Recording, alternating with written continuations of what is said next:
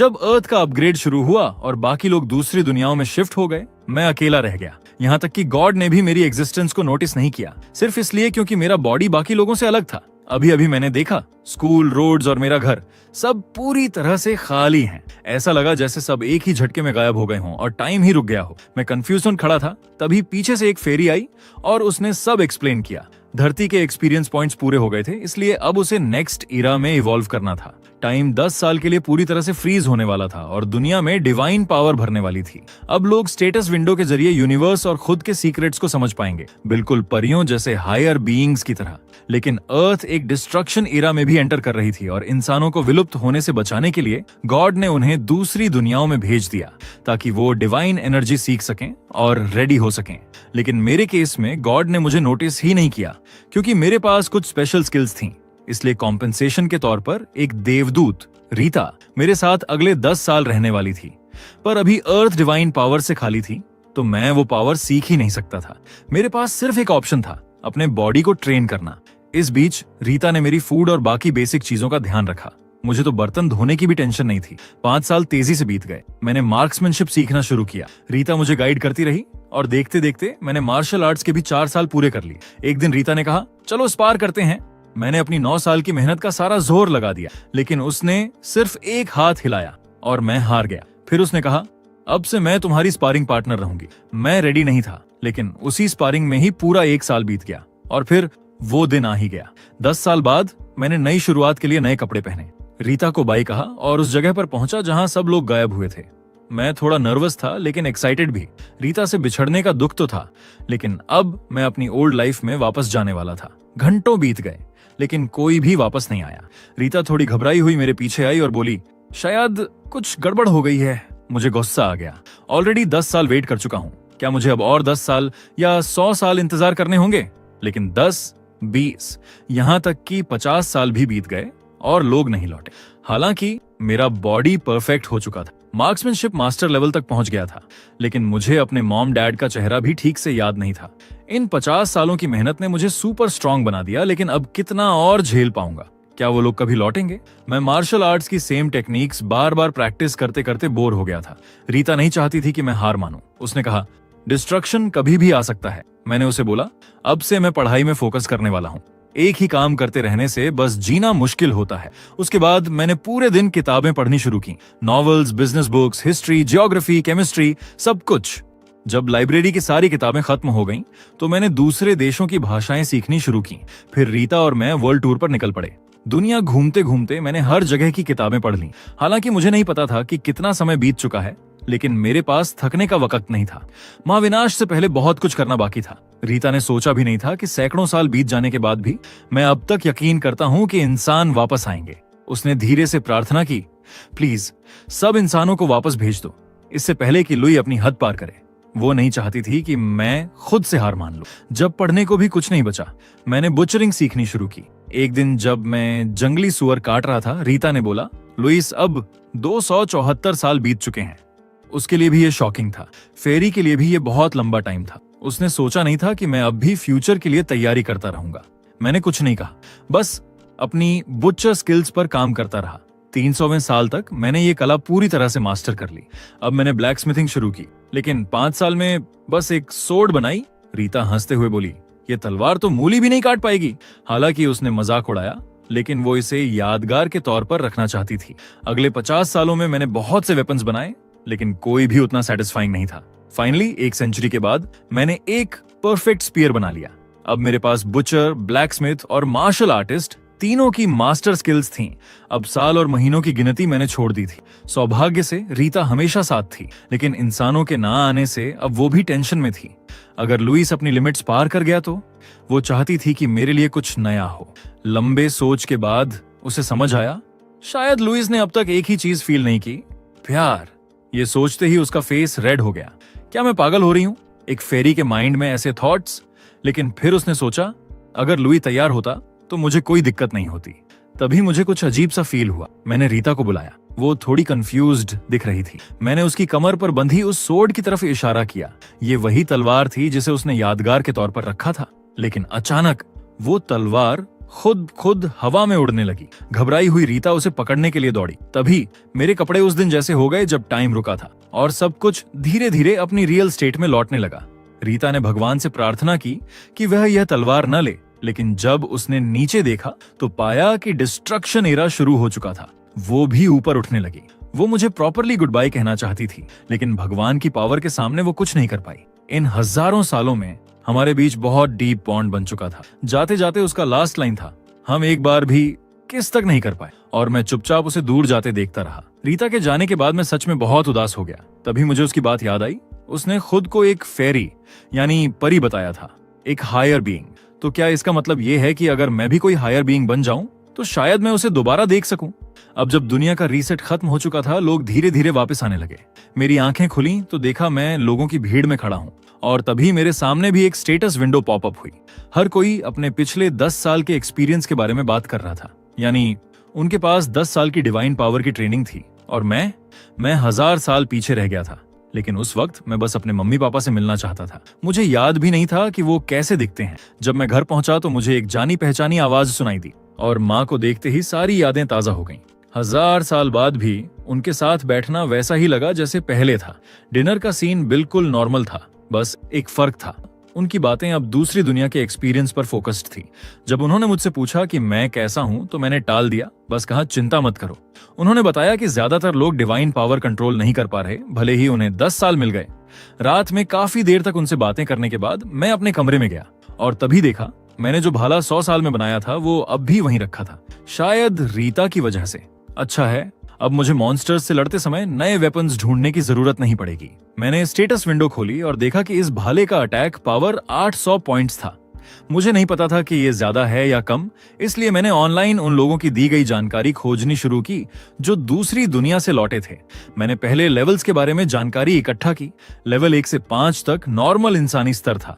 कहा जाता था कि दूसरी दुनिया में सोल्जर चुनने का स्टैंडर्ड आमतौर पर लेवल 7 होता था, और लेवल 10 से ऊपर वाले स्वॉर्डमैन या आर्चर जैसे प्रोफेशंस पा सकते थे।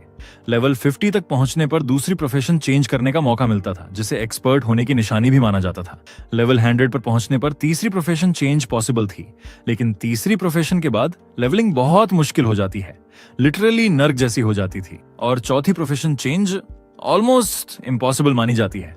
कुछ लोग कहते हैं कि सिर्फ ड्रैगन्स या बेहीमथ जैसे हाई लेवल मॉन्स्टर्स ही इस स्टेज तक पहुंच पाते हैं। ये सारी जानकारी थी जो मैं अभी इकट्ठा कर पाया था। कल स्कूल में और जांच करूंगा। हालांकि दुनिया बहुत बदल चुकी थी, लेकिन मेरी जिंदगी में कोई खास बदलाव नहीं आया था। रीता, मैं अब भी उसे बहुत मिस करता था। और तभी एक आवाज आई। रीता ये सुनकर बहुत खुश होगी। मेरे सामने एक परी प्रकट हुई। उसका नाम लिसा था। भगवान ने उसे भेजा था ताकि वो मुझे डिवाइन पावर यूज करना सिखा सके, ताकि मैं उन 10 सालों की भरपाई कर सकूं जो मैं मिस कर चुका था। ये सब रीता की वजह से ही पॉसिबल हुआ था। उसने भगवान के सामने रोते हुए कहा था कि मैं 1000 साल तक धरती पर अकेला रहा और अकेला हूं जो डिवाइन पावर का यूजर नहीं बन पाया। रीता के बार बार बोलने पर भगवान ने लिसा को भेजा ताकि वो मुझे जल्दी से डिवाइन पावर में मास्टर बना सके। रीता को खुद आने की इजाजत नहीं थी, क्योंकि भगवान नहीं चाहते थे कि परियां और इंसान एक दूसरे के बहुत करीब आए। लिसा मुझे देखकर थोड़ी शॉक्ड थी। वो सोच रही थी कि क्या ये वही इंसान है जिसे कुछ आता जाता नहीं, लेकिन अब मैं एकदम अलग लग रहा था, फिजिकली स्ट्रांग। उसे लगा कि रीता ने उसे चीट कर दिया, लेकिन अब जब उसने काम एक्सेप्ट कर लिया था तो उसने कहा, फाइन, अब मैं तुम्हें डिवाइन पावर यूज करना सिखाऊंगी। लिसा हाई लेवल फेरी थी। सिर्फ उसके साथ रहने से ही मेरी डिवाइन पावर की अंडरस्टैंडिंग और कंट्रोल 10x बढ़ सकती थी। रीता के साथ बिताए 1000 साल भी उतना इम्पैक्ट नहीं डाल पाए थे जितना लिसा की प्रेजेंस से आने वाला था। अब डिस्ट्रक्शन एरा शुरू हो चुका था। लिसा का कहना था, मुझे डिवाइन पावर सीखने में 1 साल लग सकता है, और इस पूरे साल वो मेरे सिर पर बैठी रहेगी।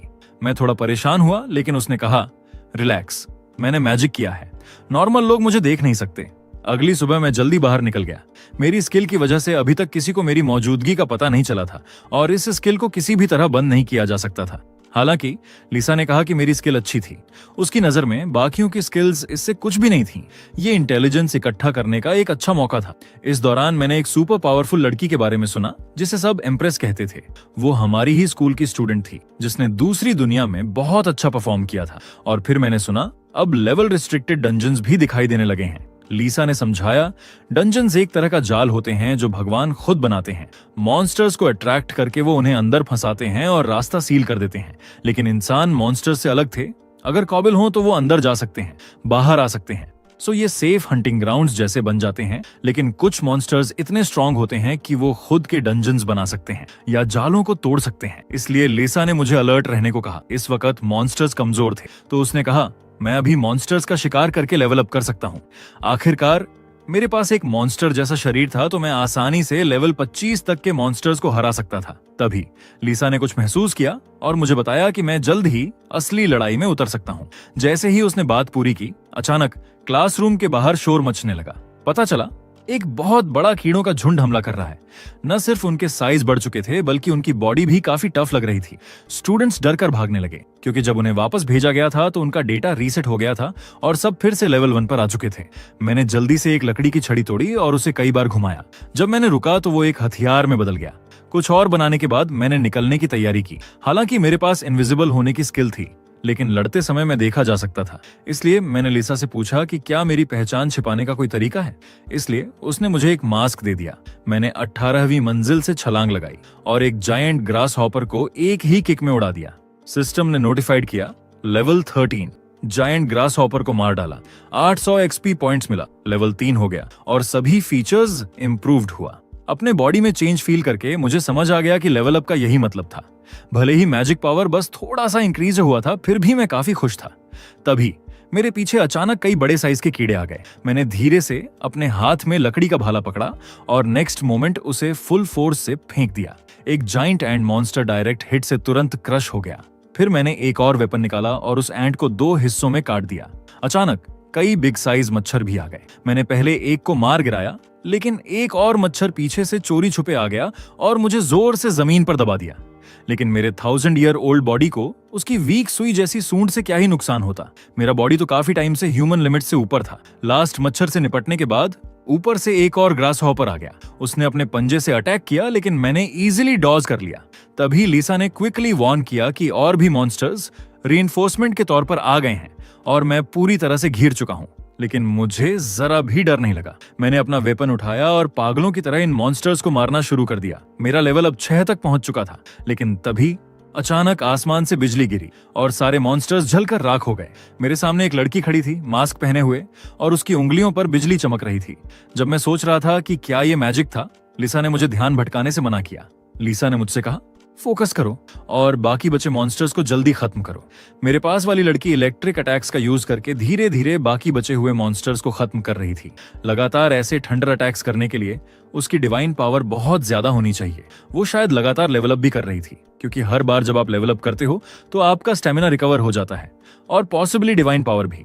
वैसे भी ये लास्ट मॉन्स्टर था और इसे मारने के बाद मैं लेवल 7 तक पहुंच गया। जब आर्मी हेल्प के लिए वहां पहुंची तो वहां सिर्फ बॉडीज का ढेर पड़ा था और उनके सामने एक आदमी मॉन्स्टर्स के पीछे के पार्ट से चीजें निकाल रहा था। लिसा ने कहा कि क्योंकि मैंने बुचरी सीखी थी, मैं मॉन्स्टर्स की बॉडीज को प्रोसेस करके मैजिक स्टोन्स निकाल सकता था।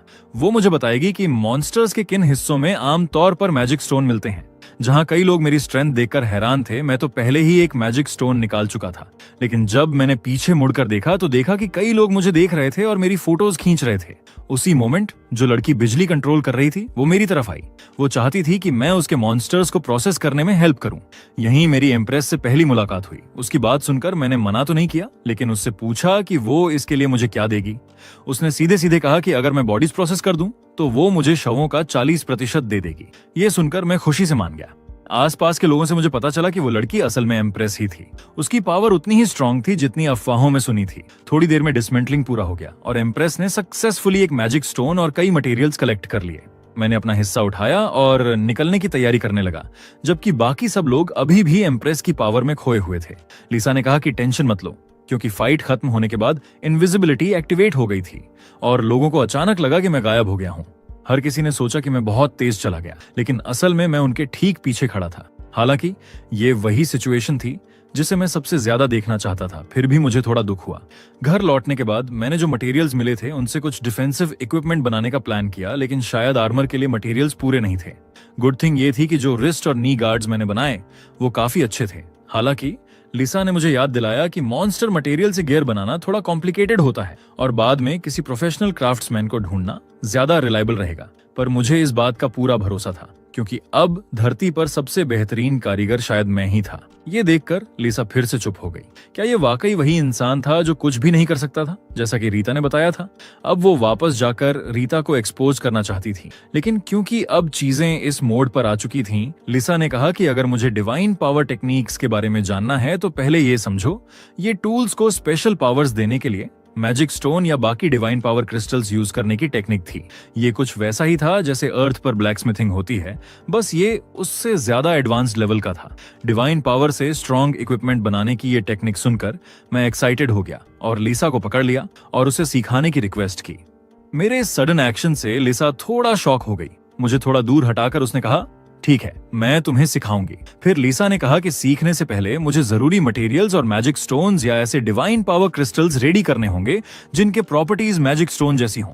जब मैंने पूछा कि डिवाइन पावर क्रिस्टल्स क्या होते हैं, तो उसने ड्रैगन के हार्ट्स का एग्जाम्पल दिया, जिनमें बहुत भारी मात्रा में डिवाइन पावर होती है। एक बार जब टूल का प्रोटोटाइप बन जाता है तो मैजिक स्टोन को पीसकर उसकी सरफेस पर लगाया जाता है। ये था सबसे बेसिक डिवाइन पावर इक्विपमेंट। इसके बाद आती थी स्पेशल एबिलिटीज देने वाली टेक्निक।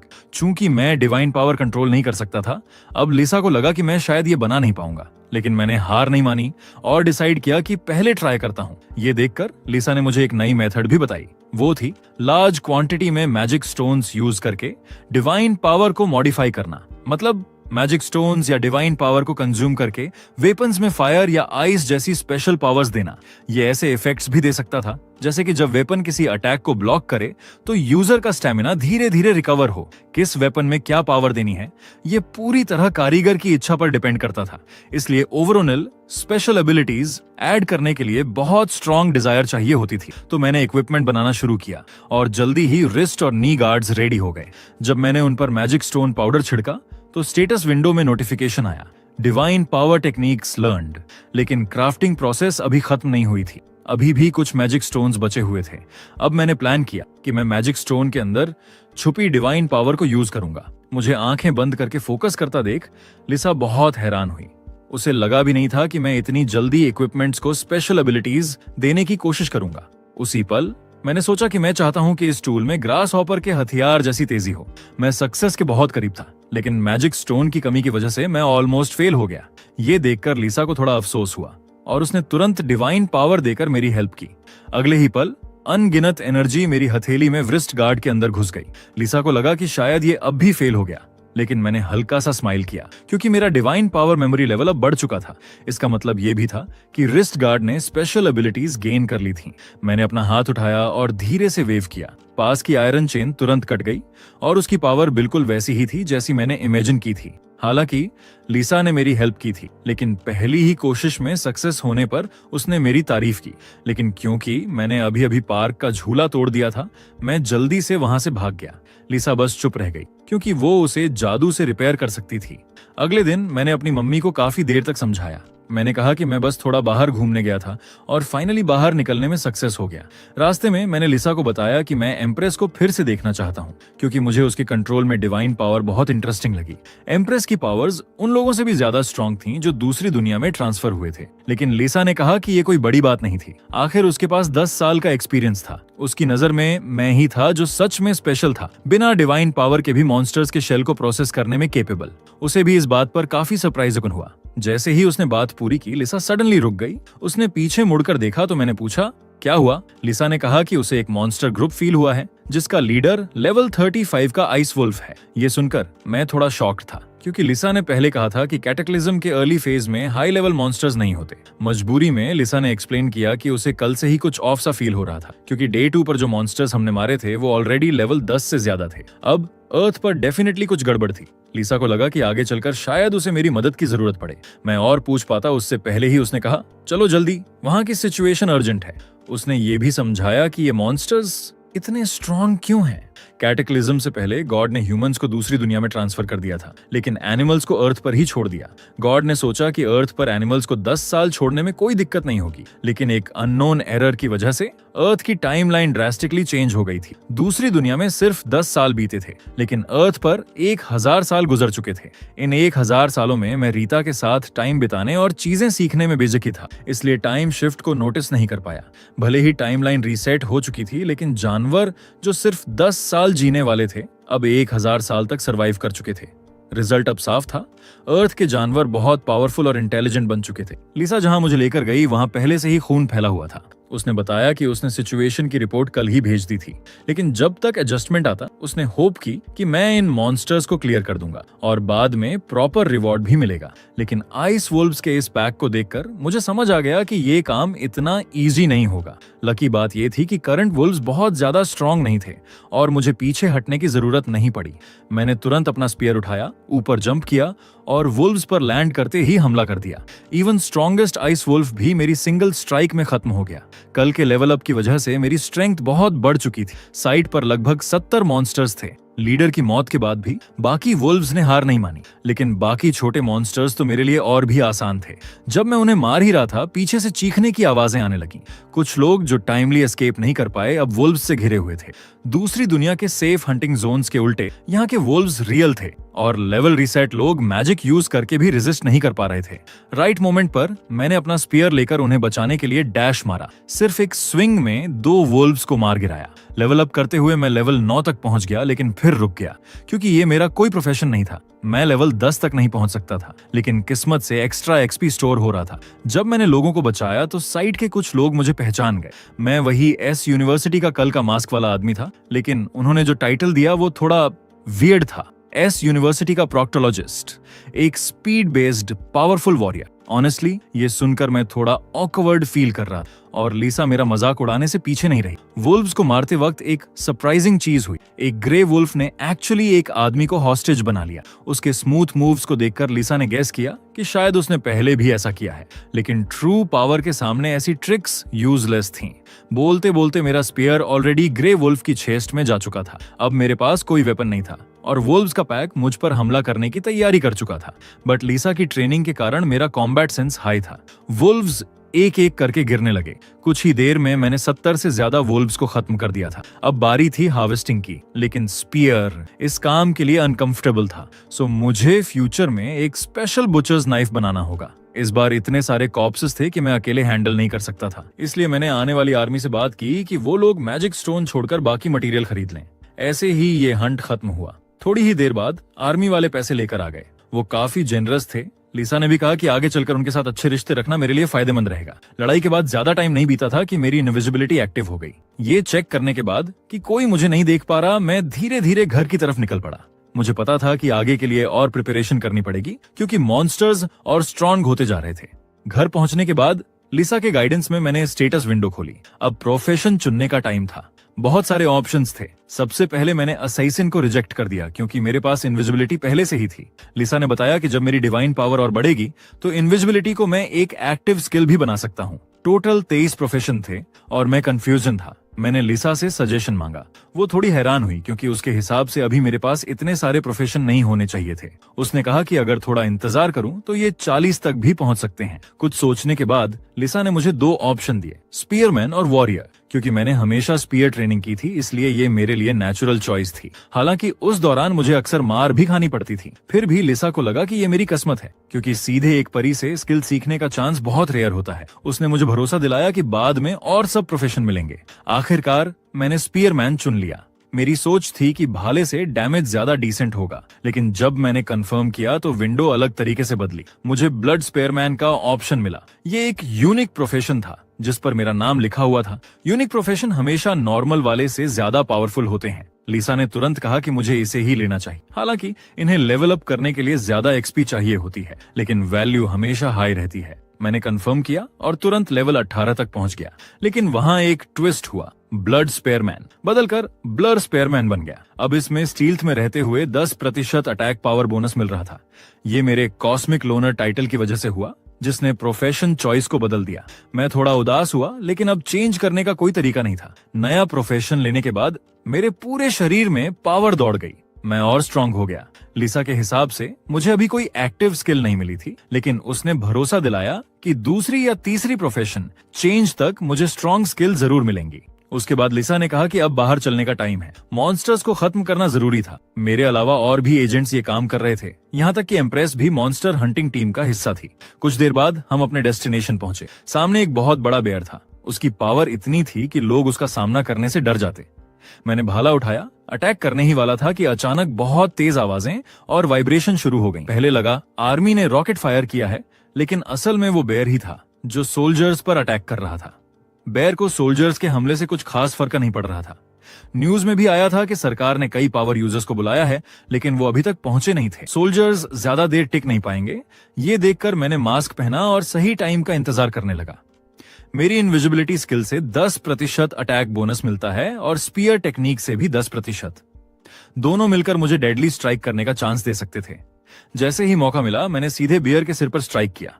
वॉर इतना स्ट्रांग था कि उसकी डिफेंस भी टूट गई, लेकिन उसे एक ही स्ट्राइक से हराना पॉसिबल नहीं था। लिसा ऊपर से चीयर कर रही थी। बेयर गुस्से में था, लेकिन मेरी स्पीड के सामने टिक नहीं पा रहा था। आखिरकार मैंने मौका देखकर उसकी खोपड़ी में भाला घुसा दिया। इस स्ट्राइक से बेयर मर गया। मुझे बहुत ज्यादा एक्सपी मिला और लेवल 23 हो गया। साथ ही क्रिटिकल हिट स्किल भी अनलॉक हुई। मैं बेयर का बॉडी प्रोसेस कर ही रहा था कि पीछे से पावर यूजर्स की टीम आ गई। उन्हें सुनकर लगा कि वो सोच रहे थे कि सेकंड फेज मॉन्स्टर्स कुछ खास नहीं है। मैं इग्नोर करके अपने काम में लगा रहा। थोड़ी देर बाद मुझे उसकी स्किन मिली, लेकिन मैजिक स्टोन नहीं गिरा। सोल्जर्स ने मुझे एक सॉफ्टवेयर की जानकारी दी जो मॉन्स्टर की लोकेशन दिखाता है, और ये सिर्फ आर्मी कंट्रोल में था।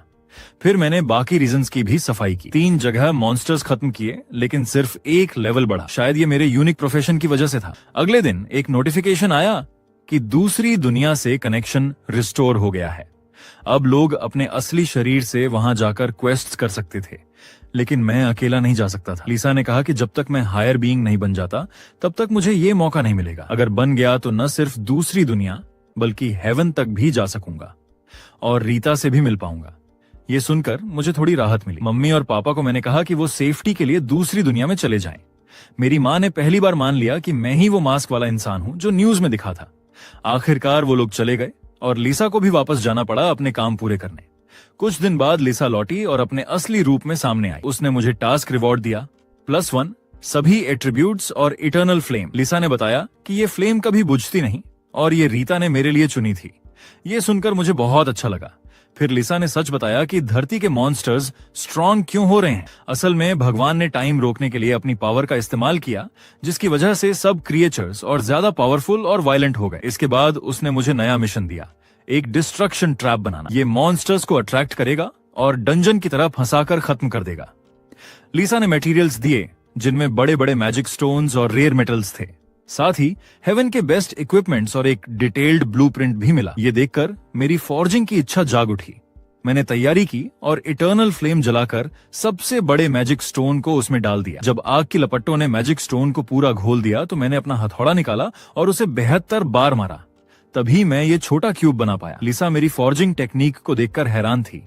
उसने सांस भरते हुए कहा, अगर तुम्हारी क्लास ब्लैकस्मिथ होती तो शायद तुम भगवान को चैलेंज करने वाले हथियार बना सकते, लेकिन ये तो बस जाल का बेसिक फॉर्म था। अब मुझे ब्लूप्रिंट के हिसाब से उस पर स्पेशल पैटर्न्स उकेरने थे। मुझे इतना डेडिकेटेड होकर काम करता देखकर लिसा समझ सकती थी कि क्यों रीता जैसी हाई लेवल परी भी एक लो लेवल इंसान पर फिदा हो गई थी। कुछ घंटों बाद मैंने अचानक एंग्रेविंग नाइफ नीचे रख दिया।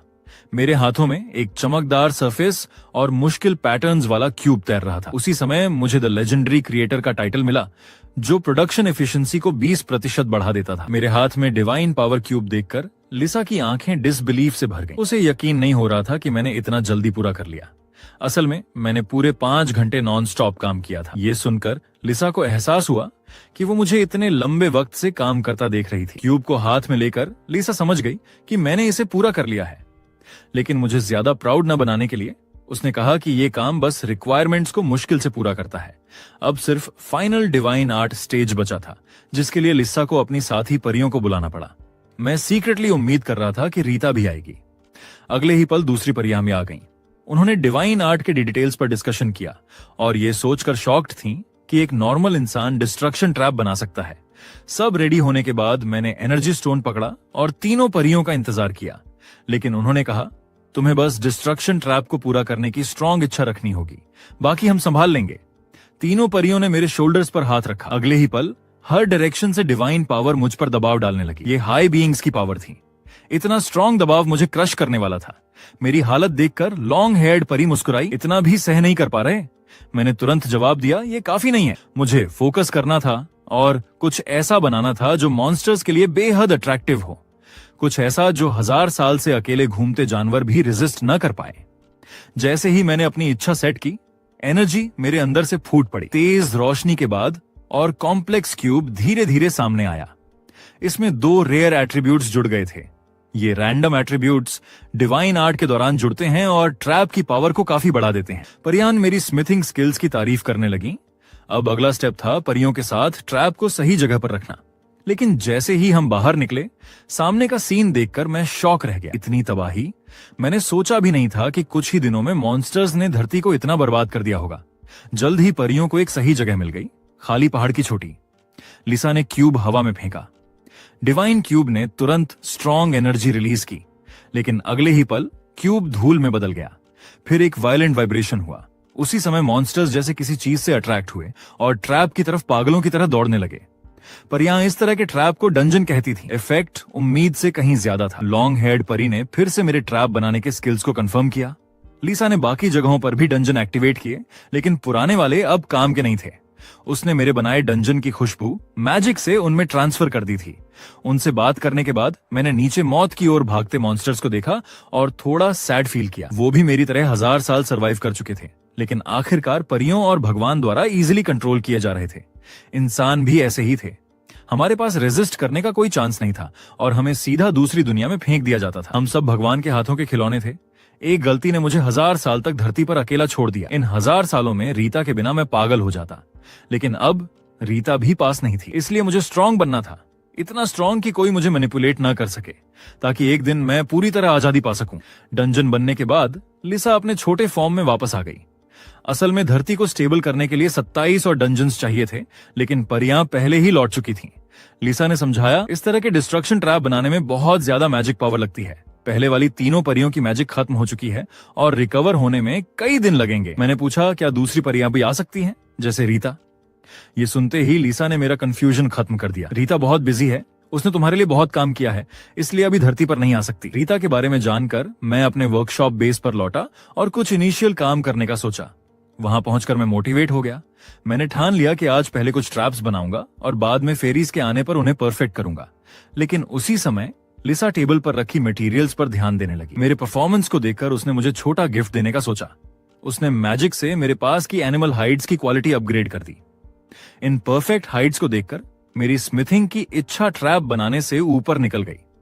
मैंने हाइड्स नापकर ग्लव्स और बूट्स बनाने का डिसाइड किया। कुछ हैमरिंग और प्रोसेसिंग के बाद मुझे रेयर आइस वुल्फ ग्लव्स और लेदर बूट्स मिले। डिफेंसिव गियर बहुत सफोकेटिंग होते हैं, इसलिए मैंने इसमें वेंटिलेशन एट्रीब्यूट ऐड कर दिया।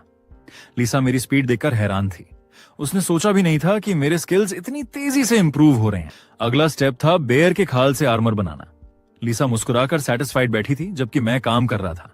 उसने सोचा भी नहीं था कि मैं पूरा दिन काम करूंगा।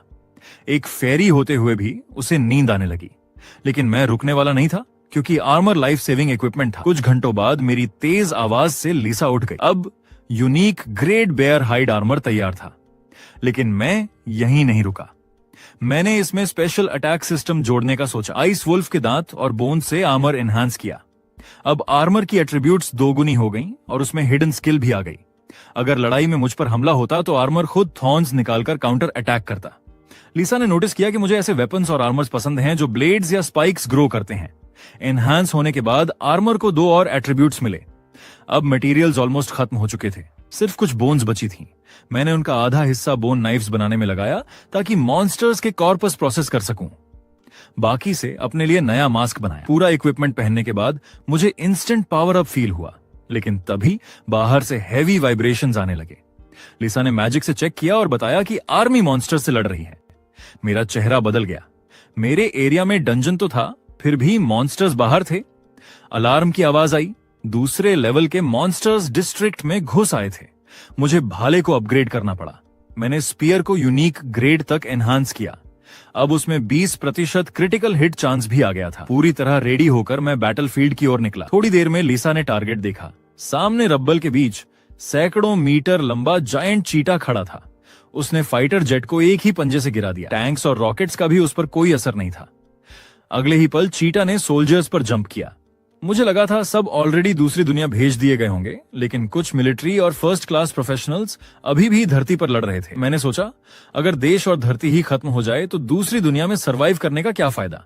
मैं खुद को हीरो नहीं मानता, लेकिन अगर मैं लोगों को बचा सकता हूं तो आखिरी पल तक लड़ूंगा। ये सोचकर मैं मॉन्स्टर की तरफ दौड़ा। इसकी पावर पिछले बेयर से कई गुना ज्यादा थी। टैंक्स ने फायर किया, लेकिन उसे बस हल्का दर्द हुआ। गुस्से में मॉन्स्टर ने टैंक उठा लिया और निगलने वाला था। तभी मैं उस पर जंप कर गया। मेरी इनविजिबिलिटी के कारण उसने मुझे नोटिस नहीं किया। मेरा स्पीयर जोर से उसके शरीर में घुसा और क्रिटिकल हिट ट्रिगर हुआ। मुझे लड़ता देख सोल्जर्स का खोया डेयरिंग वापस आ गया। मॉन्स्टर वीक होकर टैंक गिरा देता है, लेकिन फिर मुझे पकड़ने दौड़ा। मैंने तेजी से बचते हुए उसकी चोट का फायदा उठाया। सोल्जर्स ने गोलीबारी शुरू कर दी और मैं उस टैंक की तरफ भागा जिसमें 2 सोल्जर फंसे थे। उन्हें निकालकर मैंने हवा में जंप किया और जमीन पर उतरा। सोल्जर्स ने सांस लेते हुए थैंक यू कहा और बोले कि वो मेरे फैंस बन गए हैं। मॉन्स्टर रिकवर होकर अब मुझे देख रहा था। उसने मुझे अपना पहला टारगेट बनाया। लिसा ने कहा, उसने तुम्हारी एनर्जी लॉक कर दी है, अब इनविजिबिलिटी स्किल काम नहीं करेगी। मैंने कहा, फिक्र मत करो, मैं डायरेक्ट फाइट के लिए रेडी हूं। तभी आसमान से बिजली गिरी और मॉन्स्टर के सिर पर लगी। आ गई एम्प्रेस, वो भी असली रूप में। लेकिन मॉन्स्टर ने अब मुझे टारगेट बनाया। मैं पीछे कूदा, लेकिन उसने मुझे पकड़कर अपने सिर से जोरदार टक्कर मारी। असल में ये मेरा ट्रैप था। आर्मर की हिडन थॉर्न स्किल ने मॉन्स्टर को फिर से बहुत ज्यादा डैमेज दिया। वो पागलों की तरह भागा और बिल्डिंग से टकरा गया। मैंने जंप लगाकर स्पीयर से एक और क्रिटिकल हिट किया। मॉन्स्टर अब कमजोर पड़ चुका था। एम्प्रेस समझ गई कि लेवल डिफरेंस बहुत ज्यादा है। उसके अटैक से मॉन्स्टर नहीं मरेगा। उसने कहा, मैं तुम्हें बफ दे सकती हूं, लेकिन इससे मेरी सारी डिवाइन पावर खत्म हो जाएगी। मैंने कहा, ट्राई करो। एम्प्रेस ने बिना देर किए पावर रिलीज की। सिस्टम ने बताया, स्पिरिट थंडर रिसीव्ड। अब मेरी स्पीड, अटैक, क्रिटिकल चांस सब बढ़ गए थे। अटैक्स में थंडर डैमेज भी जुड़ गया। मैंने सारे थॉर्न्स तोड़े और मॉन्स्टर के शरीर में जोरदार स्पीयर स्ट्राइक किया। थंडर डैमेज भी ट्रिगर हो गया और आखिरकार मॉन्स्टर मेरे हाथों मारा गया। मुझे इतना एक्सपीरियंस पॉइंट मिला कि मैं सीधा लेवल 28 तक पहुंच गया। लड़ाई खत्म होते ही मैं जमीन पर गिर गया। लिसा ने मेरी तारीफ की, जबकि एम्प्रेस अभी भी चेक कर रही थी कि चीता वाकई मरा है या नहीं। मुझे ये जानकर थोड़ा अजीब लगा कि उसे कोई एक्सपीरियंस पॉइंट नहीं मिला। तब उसने बताया कि क्योंकि हम पार्टी में नहीं थे इसलिए एक्सपी शेयर नहीं हुआ। ये सुनकर मैं हैरान रह गया। पहली बार मुझे इस सिस्टम का पता चला। नीचे मौजूद लोग चीता के मरने पर खुश थे, लेकिन अब बारी थी लूट डिस्ट्रीब्यूशन की। मरा हुआ चीता सिकुड़कर छोटा हो गया था। जैसे ही लोग लूट बांटने वाले थे, मैंने उन्हें रोक दिया। मैंने साफ कहा कि मेरा हिस्सा सबसे बड़ा होना चाहिए। मैंने एम्प्रेस से सजेशन मांगा। उसने कहा, मुझे 60%, उसे 20% और बाकी लोग बचा हुआ हिस्सा बांट लें। ये सुनकर मैं सैटिस्फाइड था और दूसरों ने भी अपोज नहीं किया। मैं सीधे चीता पर चढ़ा और उसके शरीर से लेवल 3 मैजिक स्टोन निकाला। मैंने एम्प्रेस से सजेशन ली और उसने कहा कि ये मुझे ही लेना चाहिए, लेकिन बाकी लोगों को यह मंजूर नहीं था। आखिर ये हाई लेवल स्टोन था। लिसा इस लो लेवल सोच को देखकर डिसअपॉइंटेड हुई। मुझे माँ की सिखाई बात याद आई, जब कंट्रोवर्सी हो तो मुट्ठी से अच्छा कम्युनिकेशन टूल और कुछ भी नहीं है। मैंने स्टोन वापस चीता के शरीर में घुसा दिया और कहा, तुम लोग आपस में बांट लो, लेकिन अगर मेरा हिस्सा जरा भी कम हुआ तो कोई भी यहाँ से जिंदा नहीं जाएगा। मेरे प्रेशर को देखकर सब होश में आ गए और मान गए कि स्टोन मुझे ही मिलेगा। मैंने फिर से मैजिक स्टोन निकाला। उसी वक्त एम्प्रेस ने कहा कि मैं उसका हिस्सा भी संभाल लूं और बदले में वो अपने शेयर का 40% मुझे देगी। उसे सिर्फ चीता की स्किन चाहिए थी, बाकी हड्डियों को भी उसने मुझे दे दिया। ये सुनकर मैंने उसे तुरंत हाँ बोल दिया। बाकी लोगों ने भी एम्प्रेस की तरह निगोशिएशन करने की कोशिश की, लेकिन इस बार मैंने स्ट्रिक्ट एटीट्यूड दिखाया। मैंने कहा कि अब मुझे 50% मटेरियल चाहिए। मजबूरी में उन्हें मानना पड़ा। सारे मटेरियल प्रोसेस करने के बाद मैं घर जाने लगा, लेकिन एम्प्रेस ने रोका।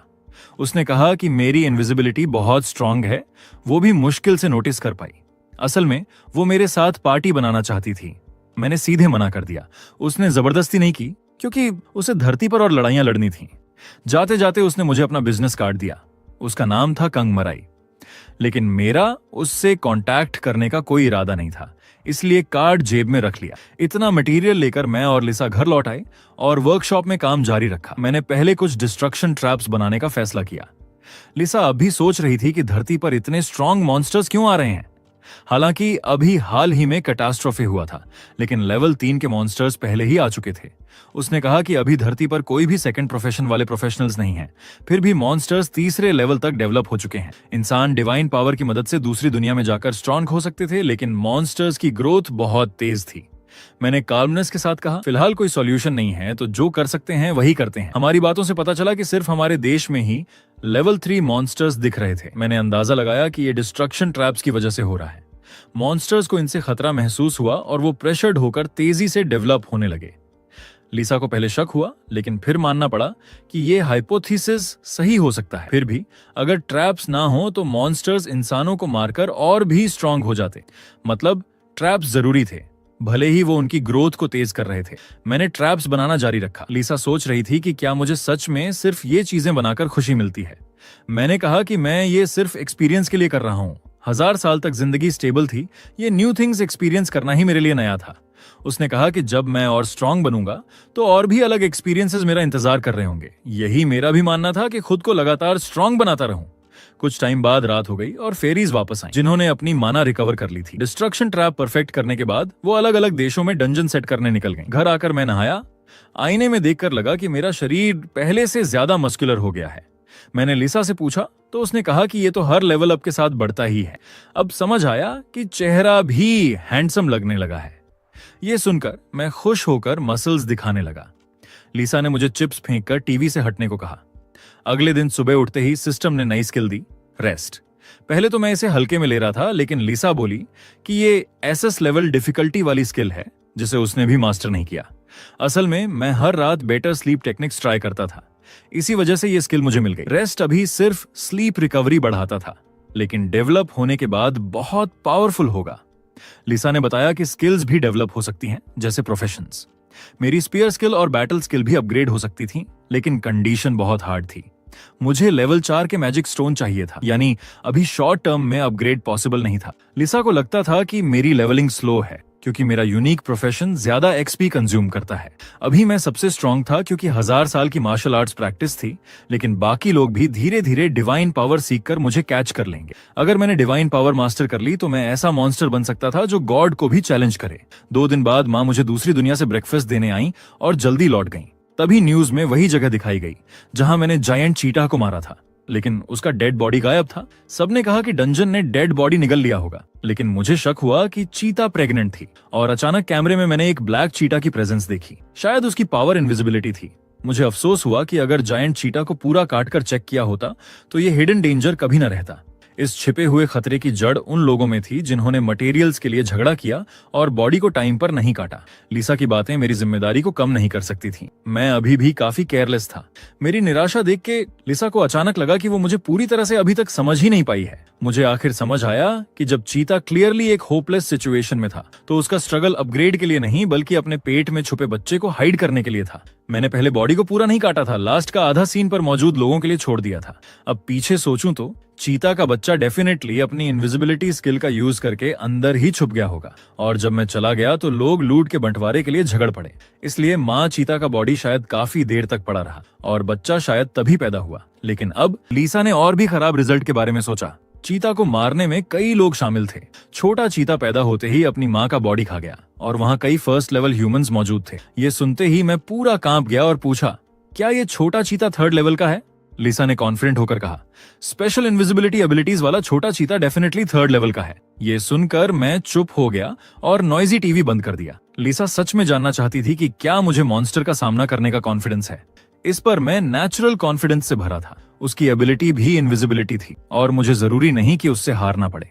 मेरे कॉन्फिडेंट एटीट्यूड को देखकर लिसा ने मुझे कुछ गुड न्यूज भी दी। अगर उसकी इनविजिबिलिटी बहुत स्ट्रांग है तो उसकी डिफेंस और अटैक कंपैरेटिवली वीक होगी, और वो अभी न्यूबॉर्न था तो उसकी स्ट्रेंथ पिछली चीता से ज्यादा नहीं होगी। तो मैंने नए इक्विपमेंट्स बनाने की तैयारी की। मुझे जल्दी इसका पीछा करना था, वरना अगर वो सिटी के सेंटर तक पहुंच गया तो बाकी बचे ह्यूमंस खतरे में पड़ जाते। लेकिन तभी मुझे याद आया कि कोई और है जो मेरी मदद कर सकती है, एम्प्रेस। वो मुझे पावरफुल बफ्स दे सकती थी। तो मैंने तुरंत फोन निकाला और उसे कॉल करने की तैयारी की। ये देखकर लिसा ने रिमाइंड किया कि इसका मतलब मेरी आइडेंटिटी रिवील हो जाएगी। कुछ ही देर में मैं वर्कशॉप के पास एक फोन बूथ पर पहुंचा। फिर मैंने कांग मेरे का नंबर डायल किया। हालांकि मैंने पहले कहा था कि मैं उससे कांटेक्ट नहीं करूंगा, लेकिन सिचुएशन स्पेशल थी। उसकी हेल्प से मेरी जीत की चांस काफी बढ़ जाती। उसी टाइम एम्प्रेस को कॉल मिली, लेकिन पब्लिक फोन नंबर ने उसे कंफ्यूज कर दिया। कॉल कनेक्ट होने पर उसने मेरी आवाज नहीं पहचानी। मजबूरी में मुझे वो टाइटल रिवील करना पड़ा जो लोगों ने मुझे दिया था। ये सुनकर एम्प्रेस को फाइनली समझ आया कि मैं ही उसे ढूंढ रहा हूँ। मैंने टाइम वेस्ट नहीं किया और तुरंत उसे मॉन्स्टर के बॉडी के गायब होने का असली रीजन बता दिया। सिचुएशन बहुत सीरियस है ये समझकर एम्प्रेस ने साफ तौर पर मेरी हेल्प के लिए हाँ कह दी, लेकिन अनएक्सपेक्टेड ये था कि उसने ये भी कहा कि वो आर्मी से कांटेक्ट करेगी ताकि वो भी मेरी मदद कर सके। हेल्पर अब सेफ था और इक्विपमेंट्स में थोड़े एडजस्टमेंट्स करने का टाइम था। वर्कशॉप में पहुंचकर मैंने एम्प्रेस से मिली कई मटेरियल्स निकाले। मॉन्स्टर की इनविजिबिलिटी स्पेशल एबिलिटी को टारगेट करते हुए मैं एक खास हथियार बनाना चाहता था। वेपन्स के लिए मेरा लॉन्ग स्पीयर ऑलरेडी काफी था, लेकिन मुझे चाहिए था एक long range throwing weapon. Opponent की एबिलिटी इनविजिबिलिटी थी, लेकिन शायद मेरी इनविजिबिलिटी एबिलिटी जितनी स्ट्रांग नहीं थी। इस टाइम एम्बुश करना बेस्ट स्ट्रैटेजी थी। कुछ ही देर में मैंने माँ चीता की हड्डियों से एक हार्पून बनाया। ये नॉर्मल स्पीयर से अलग था। इसके बार्ब्ड सिरा प्रे को मजबूती से पकड़ सकता था और मैं इसमें और चीजें ऐड करने वाला था। हार्पून में स्ट्रॉन्ग पेनिट्रेशन पावर थी, लेकिन अगर इसके पीछे की रोप टूट गई तो खतरनाक हो जाता। तो मैंने चीता की स्किन को रोप के रूप में यूज करने का डिसाइड किया। जल्द ही लिसा ने परफेक्टली तैयार किए हुए इक्विपमेंट्स देखे और डाउट किया कि क्या मैंने डिवाइन मैजिक का यूज किया। ये सुनकर मैं स्पीचलेस था। अगर मैंने डिवाइन पावर मास्टर कर ली होती तो मुझे इतनी मेहनत करने की जरूरत ही नहीं होती। मैं सीधा मॉन्स्टर की पिटाई करने चला जाता। आखिरकार कई घंटों बाद सब तैयार हो गया। जब लिसा ने देखा कि मैं माँ चीता की हड्डियों से उसके बच्चे का शिकार करने जा रहा हूं, तो उसने महसूस किया कि मैं बहुत क्रूर हूं, लेकिन ये भी काफी नहीं था। तो मैंने एक हाई लेवल मैजिक स्टोन निकाला। ये देखकर लिसा ने तुरंत मुझे रोकने की कोशिश की। उसे अंदाजा भी नहीं था कि मैं एक हार्पून पर इतना बड़ा रिस्क लूंगा, लेकिन ये रिसोर्सेज का पूरा यूज था। अगर मैं छोटे चीता को नहीं मार पाया तो इस मैजिक स्टोन को रखने का कोई फायदा नहीं था। जल्द ही मैजिक स्टोन की पावर से लोडेड हार्पून ने स्ट्रॉन्ग एनर्जी रेडिएट करना शुरू किया। अब harpoon high grade unique level तक पहुंच गया था और उसकी सारी एट्रीब्यूट्स 20% बढ़ गई थी। ये इफेक्ट मेरी एक्सपेक्टेशन से डबल था। ये हाई लेवल मैजिक स्टोन की पावर ही होनी चाहिए। नए बने इक्विपमेंट्स लेकर मैं फिर से एम्प्रेस से कांटेक्ट करने के लिए फोन बूथ पहुंचा। वो पहले से ही स्क्वायर की तरफ जा रही थी। मैंने उसे तुरंत अंदर न जाने को कहा। मॉन्स्टर के पास इनविजिबिलिटी स्किल थी और केयरलेस एंट्री अटैक में बदल सकती थी। छोटा चीता उसी जगह के पास होना चाहिए जहां माँ चीता मरी थी। वो बहुत पॉसिबल है कि अपनी माँ का बदला लेने की तलाश में हो, तो मैंने एम्प्रेस को सावधान रहने के लिए कहा। आखिरकार माँ चीता को हमने ही मारा था। फिर लिसा ने अचानक आगे व्हीकल्स देखे। कार में बैठी शख्स एम्प्रेस कैंग मेरे थी, हालांकि वो अभी भी मेरी पहचान नहीं जानती थी। एम्प्रेस ड्राइव करते हुए मेरी प्लान के बारे में पूछ रही थी। मेरी प्लान सिंपल थी, हार्पून का यूज करके उसे गिराना ताकि वो इनविजिबिलिटी एबिलिटी यूज न कर सके। मैं पहले इंसिडेंट साइट पर एंट्री करूंगा। जल्द ही लिसा को भी फील हुआ कि छोटा चीता पास ही है। ऐसा लग रहा था कि उसने अभी तक मेरे अराइवल को नोटिस नहीं किया, जिससे एम्बुश करना और इजी हो गया। फिर मैंने हार्पून के दूसरे एंड को जमीन में मजबूती से फिक्स कर दिया। अब मुझे बस छोटे चीता के आने का वेट करना था। उसकी एनर्जी मेरी और लिसा की परसेप्शन से बच नहीं सकती थी। कुछ ही देर में एक अजीब ठंडी एनर्जी धीरे धीरे फैलने लगी। उस पल मेरे बगल में छोटा चीता खड़ा था, लेकिन उसने मुझे नोटिस नहीं किया था। वो अपनी इनविजिबिलिटी एबिलिटी पर बहुत ज्यादा कॉन्फिडेंट था। उसे नहीं पता था कि लिसा और मैं पहले ही उसे लॉक कर चुके हैं और इनविजिबिलिटी स्टेट में मेरे पैसिव ने हर एक को 10% डैमेज बोनस दे दिया। अगले ही पल मैंने अचानक हार्पून फेंका। स्पीड से उड़ता हुआ हार्पून सीधा वार करने की इच्छा लेकर आया और फिर उसने छोटे चीता के शरीर को जोरदार तरीके से हिट किया। इस अचानक अटैक ने चीता को दर्द से चीखने पर मजबूर कर दिया, लेकिन असली दर्द तो अभी बाकी था। मेरे हमलों में एक्स्ट्रा डैमेज था, लेकिन फिर भी हार्पून ने चीता के शरीर का सिर्फ आधा हिस्सा ही छेदा। लकीली उसकी डिफेंस और अटैक बहुत स्ट्रांग नहीं थे, वरना असर बहुत कम हो जाता। दर्द से तड़पते हुए चीता अब गुस्से में मुझे घूरने लगा। लिसा ने तुरंत मुझे वार्न किया और मैंने तुरंत रिएक्ट किया। तभी मॉन्स्टर का अटैक मेरी ओर मुड़ा। उसकी स्पीड अनबिलीवेबल थी, लेकिन मैं किसी तरह इस वार से बच गया। जैसे ही चीता पीछा करने की तैयारी करने लगा, मेरे फेंके गए हार्पून ने आखिरकार अपना असली काम करना शुरू किया। चीता को महसूस हुआ कि वो आगे नहीं बढ़ पा रहा है, क्योंकि पीछे से हार्पून की रोप ने उसे जकड़ रखा था। उसके शरीर में फंसे बार्ब्स उसे और भी दर्द दे रहे थे। रोप मेरी उम्मीद से कहीं ज्यादा स्ट्रांग थी। अब मुझे बस यही करना था कि बचे हुए हार्पून से उस पर लगातार अटैक करता रहूं और ये बैटल लगभग जीत ली जाएगी। अगले ही पल मैंने तुरंत दूसरा हार्पून उठाया। चीता के दर्द से डिस्ट्रैक्ट होने का फायदा उठाते हुए मैंने अचानक उसे भी फेंक दिया और यह हार्पून भी चीता के फ्लैश को चीर गया। उसकी टेरिफाइंग चीख सुनकर मेरा मन हुआ कि सारे हार्पून इस्तेमाल करके इसे खत्म कर दूं, लेकिन तभी मुझे क्राइसिस का एहसास हुआ। वो दर्द झेलकर भी मुझ पर टूट पड़ा। मैंने दोनों हाथ उठाकर इस अटैक को ब्लॉक किया। एक पल में मेरे ग्लव्स टूटकर चकनाचूर हो गए। इस जबरदस्त इम्पैक्ट ने मुझे कई मीटर पीछे धकेल दिया, लेकिन मुझे सबसे ज्यादा दुख इस बात का हुआ कि उन ग्लव्स में लगी मेरी बनाई स्पेशल बोन ब्लेड अब टुकड़ों में बिखर गई थी। हालांकि मेरी आर्म सेफ थी, अब उन्हें बाद में रिपेयर करना होगा। ये देखकर लिसा भी शॉक्ड रह गई। उसे उम्मीद नहीं थी कि वो ग्लव्स सच में काम करेंगे। तभी चीता ने अपने पंजे घुमाए और उनसे निकला एक शार्प एनर्जी ब्लड ब्लेड। मैं तुरंत जंप करके उस अटैक से दूर हो गया, लेकिन ब्लड ब्लेड की डिस्ट्रक्टिव पावर देखकर मैं और लिसा दोनों दंग रह गए। होश में आते ही लिसा बोली कि यही उसकी एबिलिटी है। उसका यह अटैक मुझे भी सरप्राइज कर गया। मुझे उम्मीद ही नहीं थी कि इसके पास लॉन्ग रेंज कैपेबिलिटी होगी, लेकिन यही तो लेवल 3 वाले मॉन्स्टर की स्ट्रेंथ होती है। अब चीता की मूवमेंट में थोड़ी स्लोनेस साफ दिखाई दे रही थी। लगातार वायलेंट एक्शन से उसके घावों से ब्लीडिंग हो रही थी। जितना वो स्ट्रगल करता उतनी ही उसकी चोटें और बढ़ रही थीं। लग रहा था कि छोटा चीता अब हालात समझ चुका था। अगले ही पल उसने अपने मुंह से हारपून की रोप काट डाली। ये देखकर लिसा ने तुरंत मुझे वार्न किया कि अगर मैंने अभी एक्शन नहीं लिया तो वो सारी रस्सियां तोड़ देगा। मैंने जल्दी से आयरन पोस्ट उठाया और हारपून को ग्राउंड में फिक्स कर दिया। पहले तो मैं सोचता था कि मॉन्स्टर्स में कोई इंटेलिजेंस नहीं होती, लेकिन अब साफ था कि जब ये हायर लेवल तक पहुंचते हैं तो स्ट्रेंथ और इंटेलिजेंस दोनों में बहुत सुधार हो जाता है। मैंने फिर हारपून उठाया, तैयार कि उसकी मूवमेंट को ब्लॉक कर सकूं। छोटे चीता ने भी बिना हिचक दूसरा ब्लड ब्लेड छोड़ा, लेकिन मैं फिर भी उससे बच निकला। फिर मैंने पूरी फोर्स से हारपून फेंका। इस बार मेरा टारगेट था उसका पंजा। उसके शरीर में पहले से ही 3 हारपून धंसे हुए थे और अब पंजे में फंसा हारपून उसे अटैक करने से रोक रहा था। चीता पागलों की तरह चीख उठा। लिसा ने मेरे थ्रोइंग स्किल की प्रेज की। उसकी यह रेयर प्रशंसा सुनकर मैं खुश हो गया, लेकिन अभी भी लापरवाह नहीं हो सकता था। छोटे चीता को इतनी आसानी से मारना पॉसिबल नहीं था। तभी पीछे से लाउड नॉइज आई। वो थी एम्प्रेस कांगमिरे। वह अब अपने सोल्जर्स के साथ पहुंच चुकी थी। सामने जूझते मॉन्स्टर को देखकर उसने तुरंत अटैक शुरू किया। उसकी हथेलियों में इलेक्ट्रिक एनर्जी चमकने लगी। उसने पूरी स्ट्रेंथ से अपनी पावर रिलीज की। इस बार की बिजली पिछली बार से कई गुना ज्यादा पावरफुल थी। उसका वार छोटे चीता पर बहुत हैवी पड़ा और अब उनकी कार भी आकर मेरे सामने रुकी। कार से उतरकर एम्प्रेस ने सरप्राइज होकर देखा कि मैंने वाकई मॉन्स्टर को कैप्चर कर रखा है। उसके आने से मैं बेहद एक्साइटेड हो गया। वो बिल्कुल राइट टाइम पर आई थी। मैंने तुरंत उसके साथ स्ट्रेटेजी पर डिस्कस किया। मेरी प्लान थी कि एम्प्रेस इलेक्ट्रिक अटैक करके मेरे वॉर का साथ दे। एम्प्रेस की स्ट्रेंथ तेजी से बढ़ती जा रही थी। साफ था कि उसकी असली आइडेंटिटी बहुत इंपॉर्टेंट है, लेकिन यही तो बेस्ट था। जितनी वो स्ट्रांग होगी, शिकार उतना ही ईजी होगा। चीता ने उसके अटैक का सामना किया, लेकिन अब उसका शेक करता बॉडी उसकी वीकनेस दिखा रहा था और अब असली हंटिंग बैटल शुरू हो चुकी थी। मैंने फिर से हारपून पोस्ट को ग्राउंड में ठोक दिया। छोटा चीता अभी अभी एम्प्रेस की बिजली से पैरालाइज हुआ था। उसके शरीर में पहले से ही 3 हारपून धंसे हुए थे। अब वो कहीं नहीं जा सकता था। मैंने पूरी फोर्स से अगला हारपून फेंका। इस बार उसका दूसरा पंजा टारगेट बना। छोटा चीता बहुत पावरफुल था। मुझे डर था कि पोस्ट टूट सकते हैं, इसलिए मैं कोई चांस नहीं लेना चाहता था। मैंने एम्प्रेस से उसकी कंडीशन पूछी। उसने कहा कि अभी तुरंत बिजली गिरा सकती है, लेकिन अगर 2 मिनट और रुके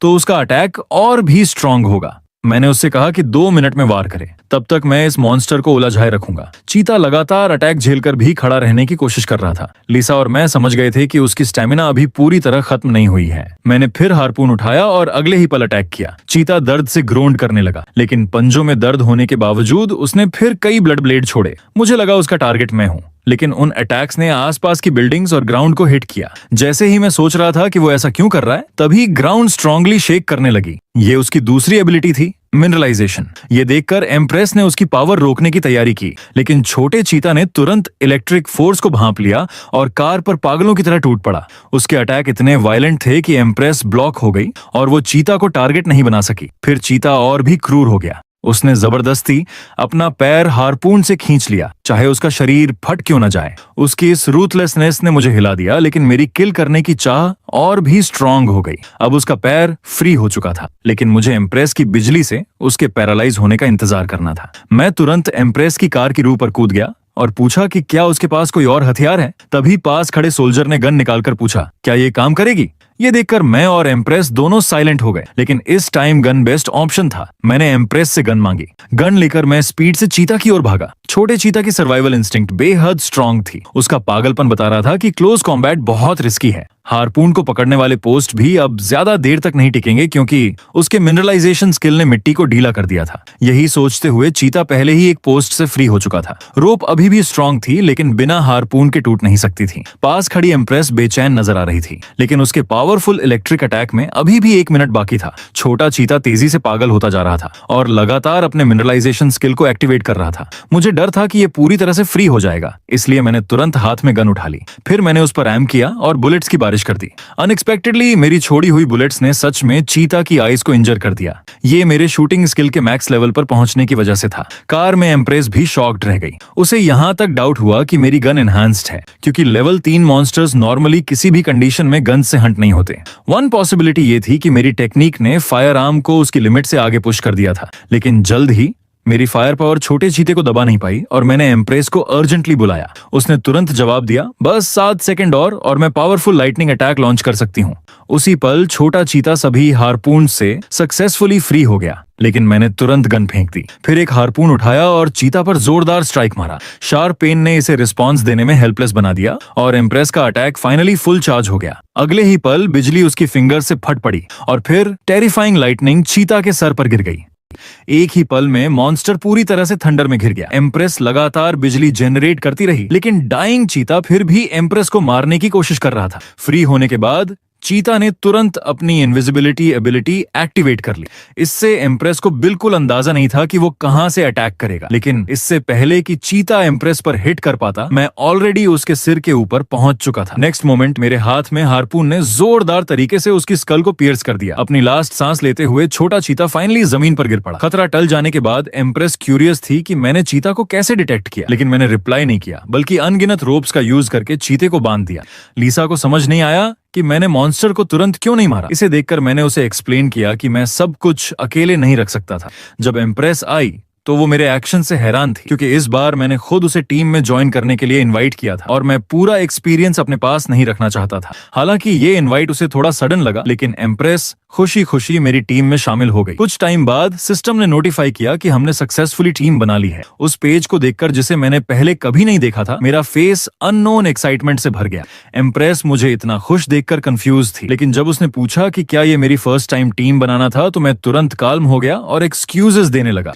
अब बारी थी इस लेवल 3 मॉन्स्टर को बुचर करने की। डाइंग चीता को देखते हुए मैंने उसे फाइनल गुड बाय दिया, फिर सीधे उसे किल कर दिया। चीता को किल करने से मिला एक्सपीरियंस मुझे सीधा लेवल 36 तक ले गया। सभी एट्रीब्यूट्स 10 पॉइंट्स बढ़ गए। पास में लीसा मुझे इतने लेवल्स अप होते देखकर संतुष्ट लगी, लेकिन लेवल अप करने के बाद मुझे चक्कर आने लगे। ये एक बार में बहुत ज्यादा एक्सपीरियंस गेन करने के कारण था। पास में एम्प्रेस को भी नौजिया फील हुआ। लीसा ने बताया कि लेवल 3 मॉन्स्टर्स को किल करने से लेवल 2 के मुकाबले कहीं ज्यादा एक्सपीरियंस पॉइंट मिलता है। कंटिन्यूअस लेवलिंग की वजह से साइड इफेक्ट्स ने हमें बहुत अनकंफर्टेबल कर दिया, लेकिन कुछ समय बाद हम ठीक हो जाएंगे। थोड़ी देर बाद एम्प्रेस और मैं फाइनली नॉर्मल हो गए। अब लूट डिस्ट्रीब्यूट करने का टाइम आ गया था।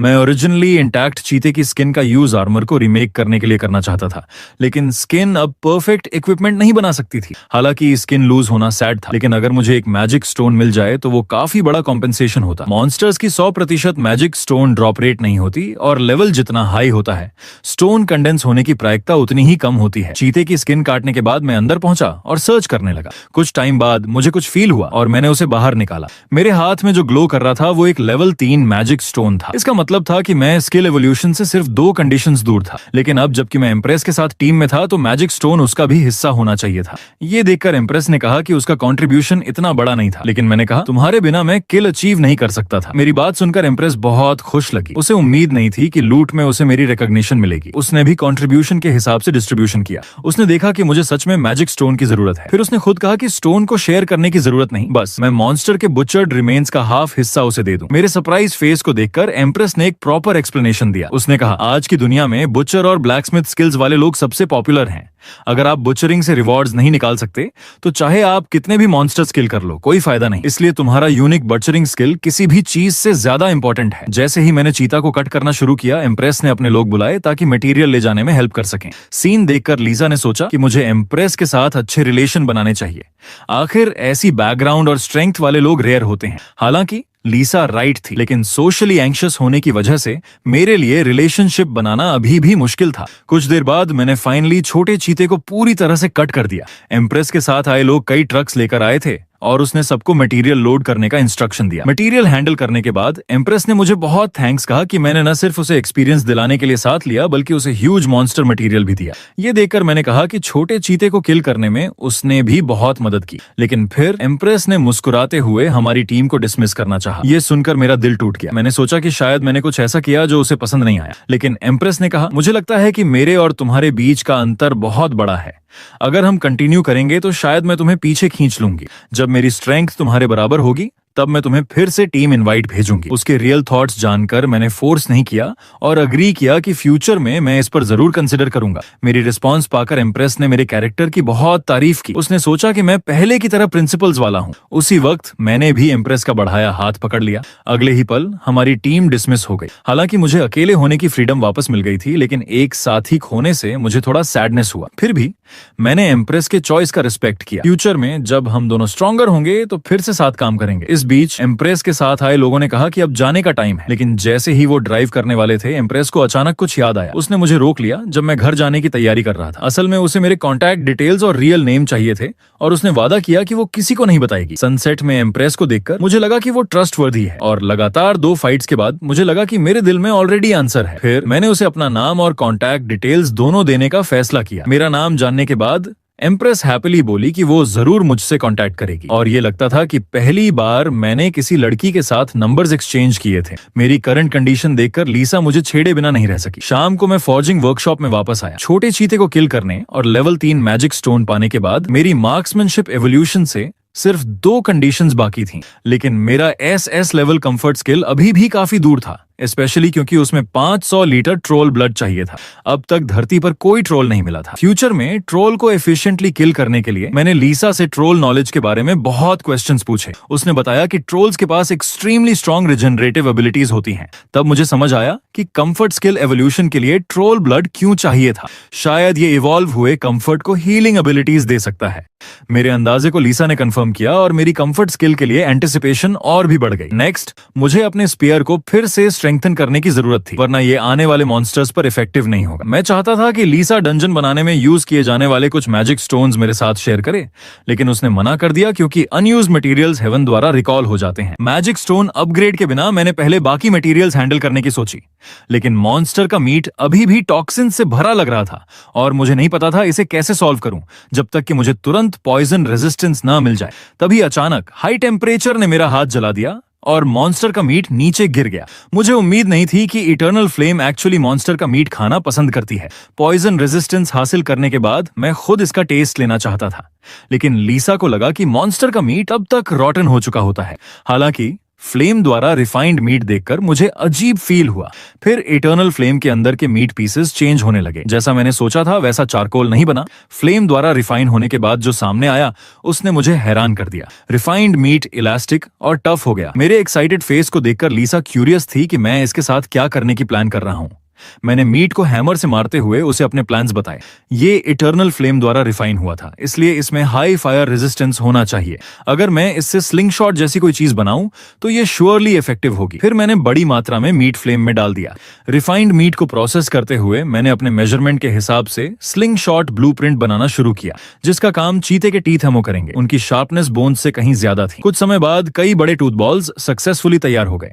कई घंटों बाद मेरे लिए सबसे ज्यादा जरूरी स्लिंग शॉट गन भी रेडी हो गई। अनफॉर्चुनेटली मैं इस पर अपग्रेड यूज नहीं कर सका। स्लिंग शॉट बेसिकली कंप्लीट था और रिफाइंड मीट बेस्ट स्ट्रिंग साबित हुआ। ये नया वेपन डेफिनेटली लेथल होगा। बस एक कमी थी कि इसका यूज करना काफी मुश्किल था, क्योंकि सिर्फ एमो लोड करना ही मेरे लिए बहुत परेशान करने वाला था। रियल फाइट में इसे लगातार यूज करना अनरियलिस्टिक लग रहा था, लेकिन एक फाइनल ट्रम्प कार्ड के तौर पर यह परफेक्ट था। लकीली डिवाइन आर्ट्स के बाद स्लिंग शॉट को 20% लोडिंग स्पीड बूस्ट मिला। ये मेरे लिए अनएक्सपेक्टेड हैप्पीनेस थी, लेकिन लीसा को अभी भी लगा कि स्लिंग शॉट में बहुत फ्लॉज हैं, क्योंकि इसकी लेंथ प्लस टीथ लगभग 3 मीटर थी। हालांकि ये वेपन बेसिकली बड़े मॉन्स्टर्स से निपटने के लिए था। मैंने छोटे मॉन्स्टर्स के लिए वेपन्स बनाने के लिए चीते की बोन्स यूज करने की सोची। पूरा दिन नए वेपन्स बनाने के बाद अगली सुबह भी मैंने रेस्ट नहीं किया, बल्कि की डंजन बनाना कंटिन्यू किया। फेरीज भी अभी अभी अपनी मैजिक पावर रिकवर कर चुकी थी, तो वो सब मेरे डंजन बनाने को देखने आ गई। अब लीसा के पास मेरे बनाए हुए 17 डंजन्स थे। मेरे ट्रैप्स का इफेक्ट देखकर उसने बताया कि मुझे सिर्फ 8 और बनाने की जरूरत है, क्योंकि फेरी रिकॉर्ड से पता चला कि चाहे ड्यूनन्स कितने भी अच्छे क्यों ना हो, उनकी लिमिट होती है। अगर सारे मॉन्स्टर्स ड्यूनन्स में अट्रैक्ट हो गए तो एक्स्ट्रा ट्रैप्स डिवाइन पावर से क्लैश करेंगे, जिससे धरती पर अनप्रेसिडेंटेड पावरफुल मॉन्स्टर्स अपीयर होंगे। फिर वो डंजन्स के जरिए और स्ट्रॉन्गर बनेंगे। मैं पूरी तरह से शॉक्ड रह गया। अगर फेरी लेवल या उससे ऊपर के मॉन्स्टर्स अपीयर हुए तो शायद धरती का एग्जिस्टेंस ही खत्म हो जाए। यही रीजन था कि लीसा ने कहा कि मुझे सिर्फ 8 और डंजन्स बनाने की जरूरत है। लेकिन पास के मेल फेरी हिल थोड़े इम्पेशेंट लग रहे थे, क्योंकि धरती पर बहुत अनएक्सपेक्टेड ट्रबल्स आ रही थीं, और उनकी नजर में इन सारी परेशानियों में सबसे ज्यादा ट्रबल मेकर मैं ही था। एंजल हिल चाहता था कि लीसा फ्यूचर में मुझे डिसिप्लिन करे, लेकिन लीसा ने उसका विरोध किया, क्योंकि उसे गॉड ने मेरी मदद करने के लिए भेजा था, डिसिप्लिन करने के लिए नहीं। और उसके पास ये डिसाइड करने का और भी कम हक था कि मैं क्या करूं। ये सुनकर हिल खुद को रोक नहीं पाया और लीसा का मजाक उड़ाने लगा, ये सोचकर कि वो बहुत जिद्दी है। जैसे ही उसने ये बोला, डिवाइन पावर धीरे धीरे लीसा के हाथों में इकट्ठा होने लगी। अगले ही पल डिवाइन पावर की एक लाइट सोर्ड उसके हाथ में अपीयर हुई। लीसा ने अचानक अपनी तलवार हिल की तरफ मोड़ दी। क्लियरली उसे किसी का इंटरफेरेंस बिल्कुल पसंद नहीं था। ये देखकर हिल को लगा कि लिसा और भी अनरीजनेबल हो रही है। बाकी 2 फेरीज ने भी लिसा का सपोर्ट कर दिया। उनका कहना था कि हिल को लिसा के मिशन में दखल देने का कोई हक नहीं है, इसके बजाय उसे अपनी रिस्पॉन्सिबिलिटीज पर ध्यान देना चाहिए। फिर भी साथी फेरीज होने के नाते उन्होंने लिसा को थोड़ा शांत करने की कोशिश की। सच कहें तो फेरीज हमेशा अपने आप को हाई बीइंग्स मानती थीं, लेकिन जब लड़ाई झगड़े की बारी आती थी तो वो भी आम लोगों जैसी ही लगती थीं। लीसा को ऐसे गुस्से में देखकर मुझे लगा कि शायद हम दोनों के बीच इतना बड़ा फर्क नहीं है जितना मैंने सोचा था। खैर, मैटर सेटल होने के बाद वो सब फिर से ट्रैप्स लगाने निकल पड़ी। हमेशा की तरह लिसा मेरे सिर पर कंफर्टेबली बैठी रही। जैसे ही हिल और बाकी फेरीज चली गईं, लिसा सॉफ्टली बोली, मुझे तुम्हें अपना ये दूसरा साइड नहीं दिखाना चाहिए था। मैंने उसे समझाया कि इसमें कोई प्रॉब्लम नहीं है। सच कहूं तो मुझे उसके डिफरेंट इमोशंस देखना अच्छा लगा, लेकिन लिसा को लगा कि मैं थोड़ा डम हूं, क्योंकि फेरीज ने तो बहुत पहले ही इंसानों के प्रति ये सारी फीलिंग्स कंट्रोल करना सीख लिया था। फिर भी हिल को देखकर मुझे डाउट हुआ। वो बिल्कुल भी ऐसा नहीं लग रहा था कि उसने अपनी इमोशंस को कंट्रोल कर लिया हो। यही रीजन लिसा ने भी रिवील किया। असल में हिल मुझसे जेलस था। मेरी स्किल्स और टैलेंट से वो इनसिक्योर फील कर रहा था और वो अपनी इनर इमोशंस दबा नहीं पा रहा था। ये सुनकर मैं थोड़ी देर के लिए स्टन्ड रह गया। तो क्या फेरीज की नजर में अब मैं नॉर्मल इंसान नहीं रहा? लेकिन फिर मैंने खुद को समझाया कि शायद लिसा थोड़ी ज्यादा ओवर एस्टिमेट कर रही है। फिर भी लिसा ने धीरे से कहा, तुम खुद को बहुत अंडर एस्टिमेट करते हो। वर्कशॉप में वापस आकर लिसा मुझे इस ट्रैप बनाने वाले मिशन को पूरा करने के लिए रिवॉर्ड देने वाली थी। रिवॉर्ड का नाम सुनते ही मैंने तुरंत उसे कहा कि मुझे सिर्फ प्रैक्टिकल चीजें चाहिए। लिसा ने मेरी शक्ल देखकर नफरत भरी नजर से देखा, क्योंकि जो रिवॉर्ड वो देने वाली थी वो मुझे बहुत शॉक करने वाला था। पृथ्वी पर डिवाइन पावर के उतरने की वजह से कई नई मेटल वेन्स वाले डंजन्स प्रकट हुए थे और वो मुझे उन डंजन्स के लोकेशन देने वाली थी। पहले कभी न मिली धातुओं के बारे में सुनकर मेरी तुरंत इंटरेस्ट जाग गई। सच में ये बेस्ट रिवॉर्ड था। थोड़ी ही देर बाद हम वर्कशॉप के बाहर आए। पहले की भीड़ के मुकाबले अब यहाँ बहुत सुनसान था। उसी समय लिसा ने मुझसे पूछा कि क्या मुझे अर्थ की 1000 साल की स्टिलनेस याद आ रही है। हालांकि सड़कें पहले जैसी ही थीं, लेकिन सिचुएशन अब बहुत अलग थी, क्योंकि पृथ्वी पर अब सिर्फ मैं ही नहीं था, बल्कि इम्प्रेस जैसे कई इंसान थे जो फाइट कर रहे थे। अब मैं अकेला नहीं था। मेरे एक्साइटेड फेस को देखकर लिसा भी मेरे लिए खुश थी। कुछ देर बाद लिसा मुझे एक जंगल में ले आई। आगे जो अजीब रास्ता था वही डंजन था जिसका उसने जिक्र किया था। ये जगह एज कंट्री से ज्यादा दूर नहीं थी और मैं पैदल ही अपने डेस्टिनेशन तक पहुंच गया। लेकिन जैसे ही मैं डायरेक्ट अंदर जाने लगा,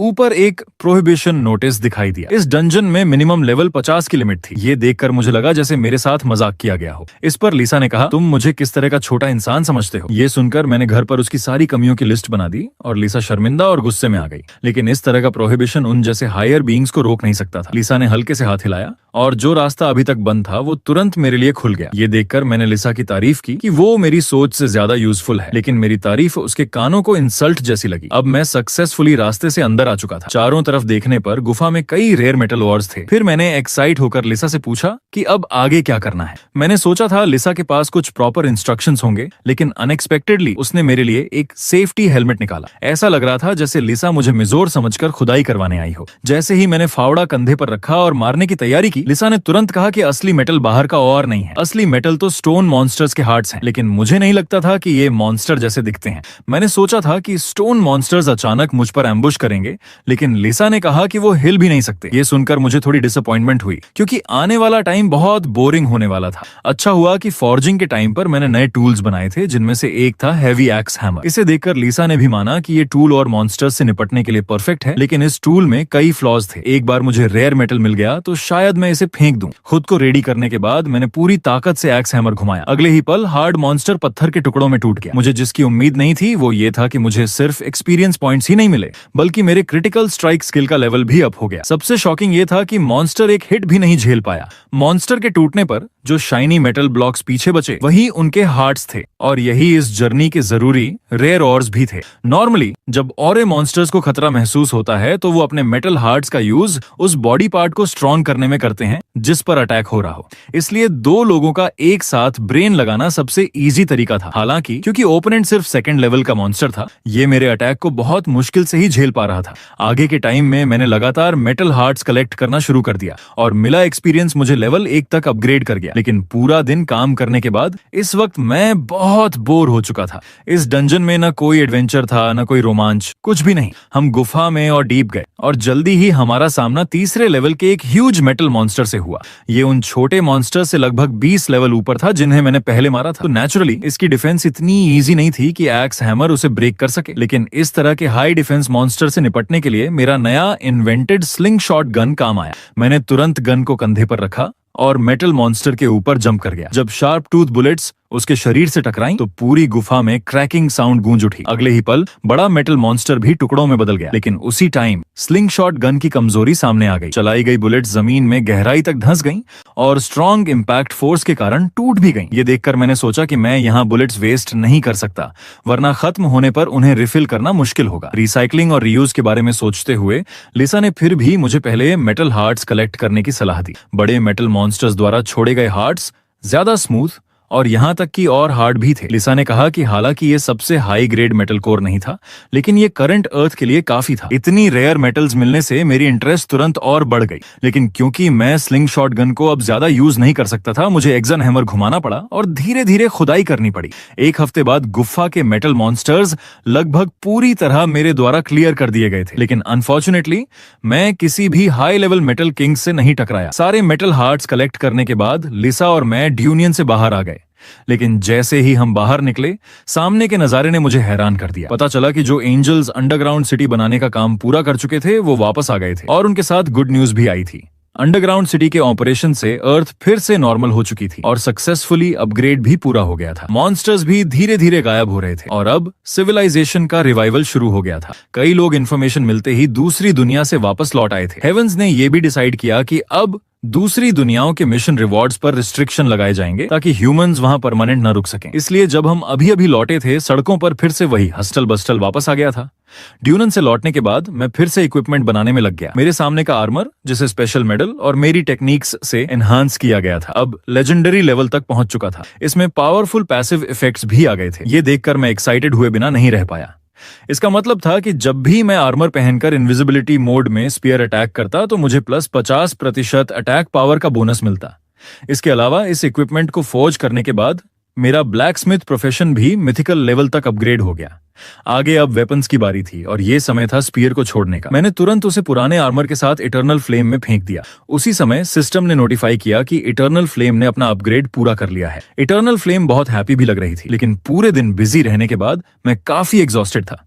इसलिए मैंने डिसाइड किया कि घर जाकर प्रॉपर रेस्ट करूं। अगली सुबह मैं जल्दी उठ गया। लिविंग रूम का सीन मेरे लिए नॉस्टैल्जिक था। मेरे पेरेंट्स दूसरी दुनिया से लौट आए थे और मेरी मॉम पहले की तरह ब्रेकफास्ट बना रही थी। मॉन्स्टर्स के मास इन्वेजन के बाद से मैंने बहुत लंबे टाइम तक नॉर्मल फूड ठीक से नहीं खाया था, लेकिन ब्रेकफास्ट के बीच में ही डैड को जल्दी से वर्क पर जाना था। क्योंकि अब सब कुछ नॉर्मल हो गया था, उन्हें अपना प्रीवियस जॉब जारी रखना पड़ा। हालांकि बहुत से लोगों ने मॉन्स्टर हंटर बनने के लिए अपनी जॉब्स छोड़ दी थीं, लेकिन डैड अब भी स्टेबिलिटी पसंद करते थे। जाने से पहले मैंने जल्दी से डैड को रोका और उन्हें डिफेंसिव अंडरवेयर पहनाया जो मैंने पहले बनाया था। ये लो लेवल मॉन्स्टर्स के ज्यादातर डैमेज को रोक सकता था। डैड को बाय कहने के बाद मॉम ने कहा कि यूनिवर्सिटीज फिर से खुल गई हैं और पूछा कि क्या मैं स्कूल वापस जाना चाहता हूँ। ये सुनकर मैंने तुरंत मना कर दिया, क्योंकि अब मुझे इसकी जरूरत नहीं थी। मॉम ने मेरे डिसीजन को सपोर्ट सपोर्ट किया और मुझे फोर्स नहीं किया। ब्रेकफास्ट खत्म करने के बाद मैंने मॉम के लिए भी वही डिफेंसिव अंडरवेयर बनाया, लेकिन उनकी इंटरेस्ट मेरे हैवी हैंडबैग में ज्यादा थी। हालांकि बैग काफी हैवी था, इसलिए मैंने वो मॉम को नहीं दिया और इंस्टेड उन्हें एक लाइट पोर्टेबल बैकपैक दिया। घर से निकलकर मैं फिर से वर्कशॉप पहुंचा, लेकिन जैसे ही मैंने दरवाजा खोला, अंदर एवरीथिंग पूरी तरह रेनोवेटेड हो चुका था। पता चला कि ये गॉड की तरफ से एक रिवॉर्ड था। वर्कशॉप के सारे टूल्स अब हाई लेवल के थे और ये मटेरियल्स तो केवल अर्थ के सेकंड स्टेज में डेवलप होने के बाद ही मिल सकते थे। जैसे ही मैं ब्राइट आई से उन्हें देख रहा था और लीसा ऑफ गॉड का थैंक्स कर रहा था, लीसा ने कहा कि ये सारे रिवॉर्ड्स नहीं है। फिर वो मेरे पास एक बुक लेकर आई, इसमें पॉइजन रेजिस्टेंस स्किल थी। ये मुझे लेवल 4 मॉन्स्टर्स के पॉइजन को रेजिस्ट करने में हेल्प करेगी। ये देखकर मैं और भी एक्साइटेड हो गया, क्योंकि इसका मतलब था कि फ्यूचर में मैं मॉन्स्टर मीट भी फ्रीली खा सकता था। अब लास्ट रिवॉर्ड बचा था। अर्थ ने अपना एवोल्यूशन पूरा कर लिया था, इसलिए लिसा मुझे उस डंजन का लोकेशन देने वाली थी जहां ट्रॉलर्स दिखाई दिए थे। वो जगह वास्तव में कंट्री एन में थी। लिसा से इन्फो मिलने के बाद मैंने तुरंत टिकट खरीदी और एयरपोर्ट पहुंच गया। मेरी इतनी जल्दी का कारण ये था कि ये मेरी फर्स्ट एयरप्लेन जर्नी होने वाली थी।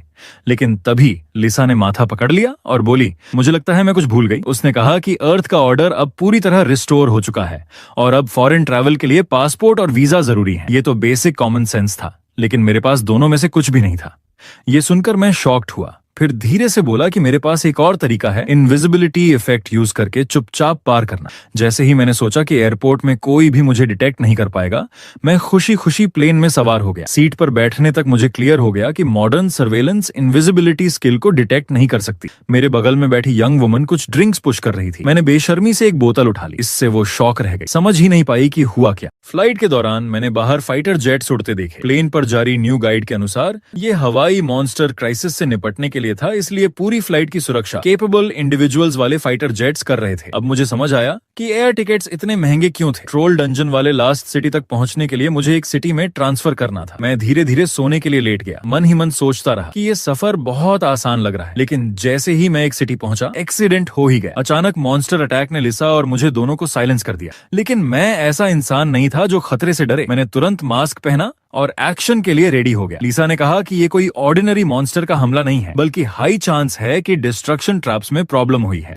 हालांकि बहुत ज्यादा नंबर में मॉन्स्टर्स उसमें शामिल थे, लेकिन जो बचे हुए थे या एवोल्यूशन के बाद नए निकले थे, वो म्यूटेटेड हो गए थे और पहले से कहीं ज्यादा पावरफुल थे। सिचुएशन को देखते हुए लिसा ने कहा कि ये मॉन्स्टर्स डिस्ट्रक्शन ट्रैप की ऑरा अब्सॉर्ब कर सकते हैं, जिससे बाहरी माहौल भी बदल जाता है। दूसरे शब्दों में, हालांकि ऑर्डिनरी मॉन्स्टर्स डंजन के अंदर फंसे हुए थे, लेकिन डंजन से बाहर निकलने वाले मॉन्स्टर्स बाहरी दुनिया को भी डंजन में बदल सकते थे। ये ओवरफ्लो फिनोमेनन था जो वर्ल्ड के डेवलपमेंट या डंजन के पैदा होने के शुरुआती समय में सबसे ज्यादा होने की संभावना थी। लिसा ने मुझे जल्दी से मॉन्स्टर्स खत्म करने के लिए कहा, क्योंकि ये बदले हुए मॉन्स्टर्स दूसरे डंजन्स के साथ तालमेल बैठा सकते थे। अगर आज किसी भी मॉन्स्टर को भागने दिया तो दूसरी जगह भी ओवरफ्लो जरूर होगा। उसकी बातें सुनकर मैं हिल गया। अर्थ की स्थिति अब बहुत खतरे में थी। इससे मैं गुस्से में भी आ गया। उन्होंने साफ कहा था कि मैं यहाँ रिवॉर्ड लेने आया हूँ, लेकिन एंड में फिर से मुझे ही गड़बड़ साफ करना पड़ रहा था। बेबस होकर लिसा ने कहा, हमें ओवरफ्लो को रोकना ही होगा, और फिर उसने मुझे स्टेटस रिलेटेड स्किल्स वाले रिवॉर्ड्स के साथ एक नया मिशन दे दिया। ये सुनते ही मैंने खुशी से तुरंत मिशन एक्सेप्ट कर लिया। लेकिन उसी टाइम अचानक चारों तरफ से एक बहुत बड़ा सैंडस्टॉर्म उठ गया। कुछ केपेबल इंडिविजुअल्स पीछे से आ रहे मॉन्स्टर्स का मुकाबला ही नहीं कर पा रहे थे। ये देखकर सिक्योरिटी गार्ड्स ने गन्स का इस्तेमाल करने की कोशिश की, लेकिन उनका अटैक उन मॉन्स्टर्स पर मामूली खरोंच भी नहीं छोड़ पाया।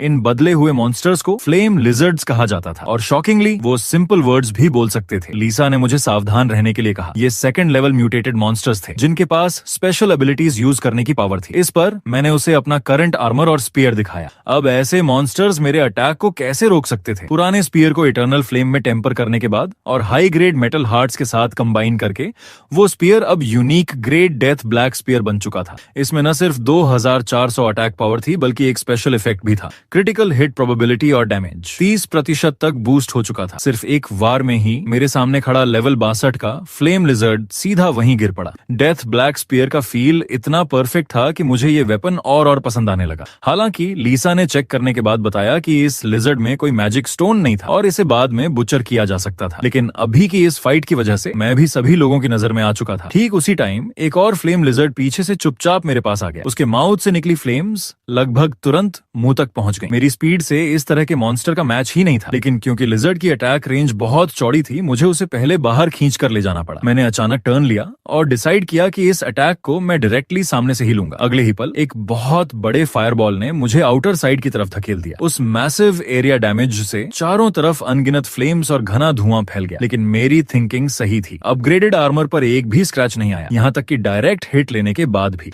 जैसे ही मैं पूरी ताकत से काउंटर अटैक करने वाला था, मैंने सामने किसी को लिजर्ड्स के साथ फाइट करते देखा। पता चला कि मौजूद कैपेबल इंडिविजुअल्स अब लोगों को ऑर्गेनाइज कर रहे थे ताकि सब मिलकर इन लिजर्ड्स को रोक सके। चूंकि मुझे बाहर खदेड़ दिया गया था, इनविजिबिलिटी इफेक्ट फिर से एक्टिवेट हो गया। अब फ्लेम लिजर्ड और कैपेबल लोगों के बीच की लड़ाई पूरी तरह से शुरू हो गई थी, लेकिन म्यूटेटेड मॉन्स्टर्स पहले से कहीं ज्यादा पावरफुल थे। जिन कैपेबल लोगों की स्ट्रेंथ कम थी, वे क्लियरली उनका मुकाबला नहीं कर पा रहे थे। जैसे कुछ लोग इंजर्ड होने वाले थे, आर्मर से ढका एक आदमी टाइमली हमला ब्लॉक करने आया, लेकिन फाइट बहुत केओटिक थी और पीछे से अचानक एक फायरबॉल ने उसे बचने का टाइम ही नहीं दिया। क्रिटिकल मोमेंट में मैंने तेजी से नीचे कूदकर फायरबॉल को अपने बॉडी से टकराने दिया। जैसे ही आर्मर्ड मैन थैंक्स कहने वाला था, मैं पहले ही इंस्टेंटली छलांग लगा चुका था। फिर मैंने उस लिजर्ड को एक स्पीयर थ्रस्ट से बांध दिया, जिसने अभी अभी फायरबॉल फायर किया था। लेकिन मरने से पहले भी वो मेरे आकाशिक रिकॉर्ड्स को पाने की इच्छा करता रहा, यानी स्टेटस विंडो, जिसमें हमारे स्ट्रॉन्ग बनने की प्रोसेस रिकॉर्ड थी और हर कैपेबल इंसान के लिए पावर का मेन सोर्स भी था।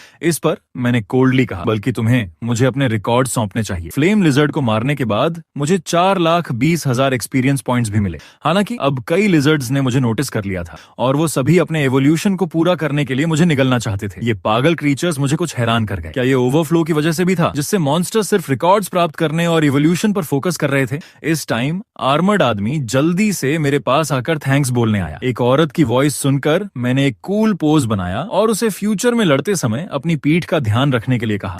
जिस बात ने मुझे सबसे ज्यादा खुश किया वो ये थी कि उसने सच में मेरी तारीफ की कि मैं हैंडसम हूँ। हालांकि लीसा ने कहा कि ऐसा इसलिए था क्योंकि वो मेरा चेहरा नहीं देख सकती थी। टाइम गुजरता गया और लिजर्ड्स के साथ हमारी फाइट जारी रही। मेरे पीछे अब सभी मॉन्स्टर्स के कॉर्पसेस थे। मेरा लेवल भी 44 तक पहुंच गया था, लेकिन ये लिजर्ड्स आते ही जा रहे थे, जिससे मैं थोड़ा टायर्ड हो गया। लीसा ने कहा कि हमें पहले लीडर को मारने की जरूरत है जो एनवायरमेंटल चेंजेस को डायरेक्ट कर रहा था। अगर हमने उस बॉस को नहीं मारा तो मॉन्स्टर्स आते रहेंगे। लेकिन शुरुआत से ही मैं कई लिजर्ड से घिरा हुआ था जो एक साथ हमला कर रहे थे, इसलिए मैं उससे दूर भी नहीं जा पा रहा था। ये फ्लेम लिजर्ड्स पागल डीमंस की तरह थे। हर एक मुझे ऐसे देख रहा था जैसे उन्हें कोई खजाना मिल गया हो। न सिर्फ वो बहुत ज्यादा थे, बल्कि उनका लगातार बड़बड़ाना भी मुझे डिस्टर्ब कर रहा था। जितनी जल्दी आगे बढ़ना पॉसिबल था, मेरी किलिंग और भी तेज हो गई। मैंने हर मॉन्स्टर को एक भाले की वार से खत्म किया और लोग मुझे एक वॉर गॉड की तरह देखते रहे। पास के एक आदमी ने हैरानी से आह भरी, क्योंकि उनमें से कई के लिए एक मॉन्स्टर से निपटना काफी मुश्किल था। उसी समय लिजर्ड्स के एक ग्रुप को मारने के बाद मैं तुरंत हवा में कूद गया। आगे मुझे केयरफुली ढूंढने की जरूरत थी कि लिजर्ड्स का लीडर कौन था। जल्द ही मैंने ब्लैक लीडर को कई लिजर्ड्स द्वारा प्रोटेक्टेड पाया। बिना किसी हेजिटेशन के मैंने अपने स्पीयर के साथ नीचे चार्ज किया। पावरफुल फोर्स ने सभी लीडर गार्ड्स को मार डाला और मैं लेवल 45 तक भी पहुंच गया। लेकिन ये लेवलिंग स्पीड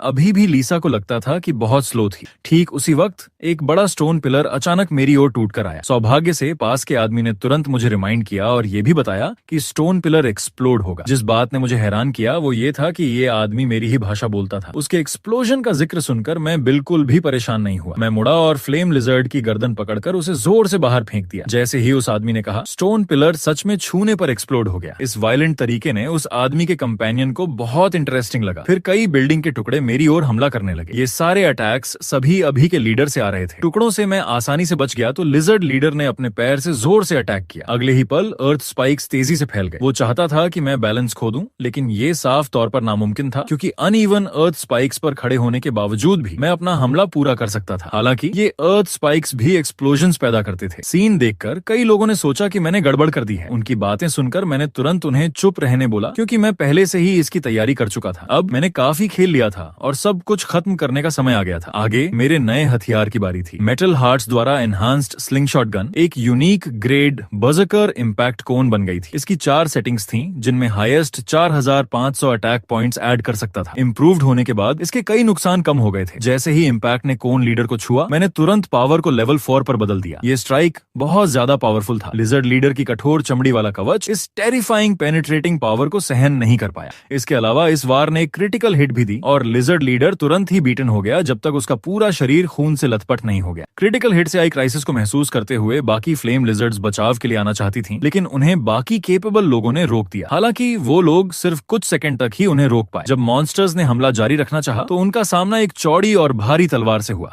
ये एक ब्लैक लॉन्ग सोर्ड थी जिसे प्योर मेटल हार्ट्स और कई हाई ग्रेड मटेरियल्स से इटर्नल फ्लेम टेम्परिक के जरिए फोर्ज किया गया था। जैसे ही मैं उस तलवार की डोमिनेटिंग प्रेजेंस से खुश हो रहा था, पीछे से लिजर्ड लीडर बोला। उसने फिर वही बात दोहराई कि वो मेरे रिकॉर्ड्स चाहता है और ताकतवर ह्यूमंस को निगलना चाहता है। फिर उसने एक चीख निकाली और मैं अभी पलटकर उसे मारने ही वाला था कि उसने अचानक अपना स्किल एक्टिवेट किया। तभी जमीन से ढेर सारे पत्थर उठने लगे और आखिर में एक ऊंचा स्टोन माउंटेन बन गया। वहां मौजूद सब लोग हैरान रह गए क्योंकि उस लिजर्ड लीडर ने पूरा बैटलफील्ड उड़ाने की प्लान बना ली थी। अनगिनत पत्थर दरारों के साथ टूटकर नीचे गिरने लगे, लेकिन वो लीडर बहुत जल्दी खुश हो गया था। वो अब भी सोच रहा था कि इंसानों को बदलकर दुनिया में सबसे ज्यादा पावरफुल हो जाएगा। लेकिन अफसोस, अपनी बात पूरी करने से पहले ही मेरी मैसिव सोर्ड उसके ऊपर गिर चुकी थी। उसकी इमेजिनेशन के बारे में मैंने ठंडी आवाज में बस इतना कहा, सपने देखना बंद कर छिपकली की औलाद। उस लीडर को मारने के बाद आसपास का एनवायरनमेंट धीरे धीरे बदलने लगा, लेकिन उसने ज्यादा एक्सपीरियंस पॉइंट्स नहीं दिए। लिसा ने बताया कि म्यूटेटेड मॉन्स्टर्स उतने ही लेवल पर बस मजबूत होते हैं,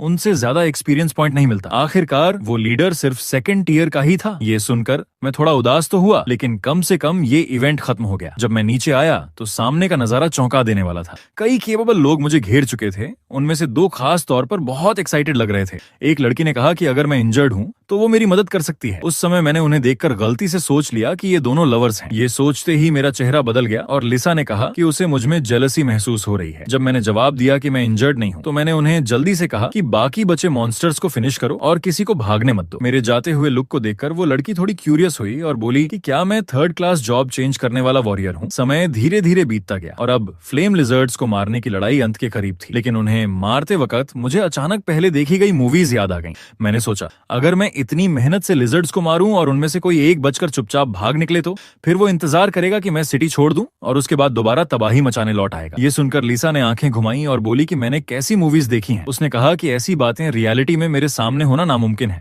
फिर उसने मुझे लिजर्ड्स के हाइडआउट्स की ओर आगे बढ़ाया। आखिरी बची हुई लिजर्ड्स को मारने के बाद मैंने लगभग सबको खत्म कर दिया। जैसे ही मैं उनका लूट अपने बैग में भर रहा था, लिसा ने कहा कि भले ही ये एक स्पेशल स्टोरेज बैग है, लेकिन इसमें इतना सब भरना ठीक नहीं। शुरू में मैंने बात पर ध्यान नहीं दिया क्योंकि मेरी स्ट्रेंथ काफी थी, लेकिन थोड़ी ही देर बाद मेरा शरीर लड़खड़ाने लगा और मैं भारी बोझ से जमीन पर दब गया। बैग जो मॉन्स्टर्स के कॉर्प्सेस से भरा था सचमुच बहुत हैवी था। तब मैंने लिसा से कहा कि वो इस बैग में कुछ वेट रिडक्शन का स्पेल डाल दे। मैंने पहले बैग को जमीन पर फेंक दिया और फिर इस मिशन की कंफर्मेशन की। इसके बाद लिसा ने मंत्र पढ़ना शुरू किया और जादू का निशाना मेरा बैग पर बन गया। कुछ देर बाद लिसा ने दो और एंजल्स को बुलाया। वो चाहती थी कि उसके साथी भी डिवाइन आर्ट चलाने में मदद करें। बैग को जमीन पर दबा हुआ देखकर दोनों एंजल्स ने तुरंत लिसा का मतलब समझ लिया। फिर तीनों ने मिलकर बैग पर डिवाइन पावर डालनी शुरू कर दी। जल्द ही मेरा बैग पंख की तरह हल्का उड़ने लगा। लिसा ने मुझे बताया कि अब मैं बैग का वेट अपनी इच्छा से डिसाइड कर सकता हूँ। चाहे इसमें कई टन सामान डाल दूं, लेकिन मैं इसे सिर्फ कुछ ग्राम का वेट कर सकता हूँ। तभी पास खड़ी ग्रीन हेयर फेरी मुस्कुराई।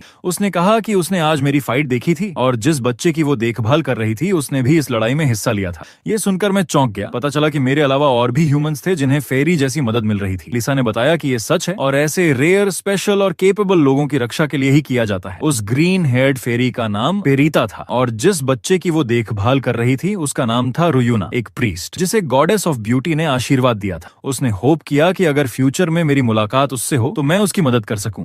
लेकिन लिसा ने कहा कि उसके सामने अपनी पावर्स रिवील मत करना। पेरीटा थोड़ी शॉक्ड रह गई क्योंकि ये पहली बार था जब उसने लिसा को किसी ऑर्डिनरी ह्यूमन की परवाह करते देखा। क्या ये अफेक्शन की वजह से हो सकता है? उसकी साथी के वर्ड्स ने लिसा को तुरंत शर्मिंदा और गुस्सा कर दिया। फिर लिसा ने जल्दी से उन्हें यहाँ से जाने के लिए कह दिया। जाने से पहले पेरीटा ने मुझसे रुयूना का ख्याल रखने को कहा। उनके जाने के बाद लिसा ने मुझसे पूछा कि क्या मैं उसे और क्लोजली जानना चाहता हूँ, लेकिन एक ऐसे इंसान के रूप में जिसे सोशल एंग्जाइटी है, मेरे लिए किसी के पास जाकर खुद से बात करना पॉसिबल ही नहीं था। इसके बाद लिसा ने मुझे वो स्किल दिया जो उसने पहले से प्रॉमिस किया था। ये ऐसा स्किल था जिसके लिए डिवाइन पावर की जरूरत नहीं थी और इसका नाम था डिमोनिक स्ट्रेंथ। ये मुझे मॉन्स्टर आर्ट जैसा लगा। लिसा ने कहा कि ऐसा इसलिए है क्योंकि मैंने लगभग सारे ह्यूमन स्किल्स पहले ही सीख लिए थे।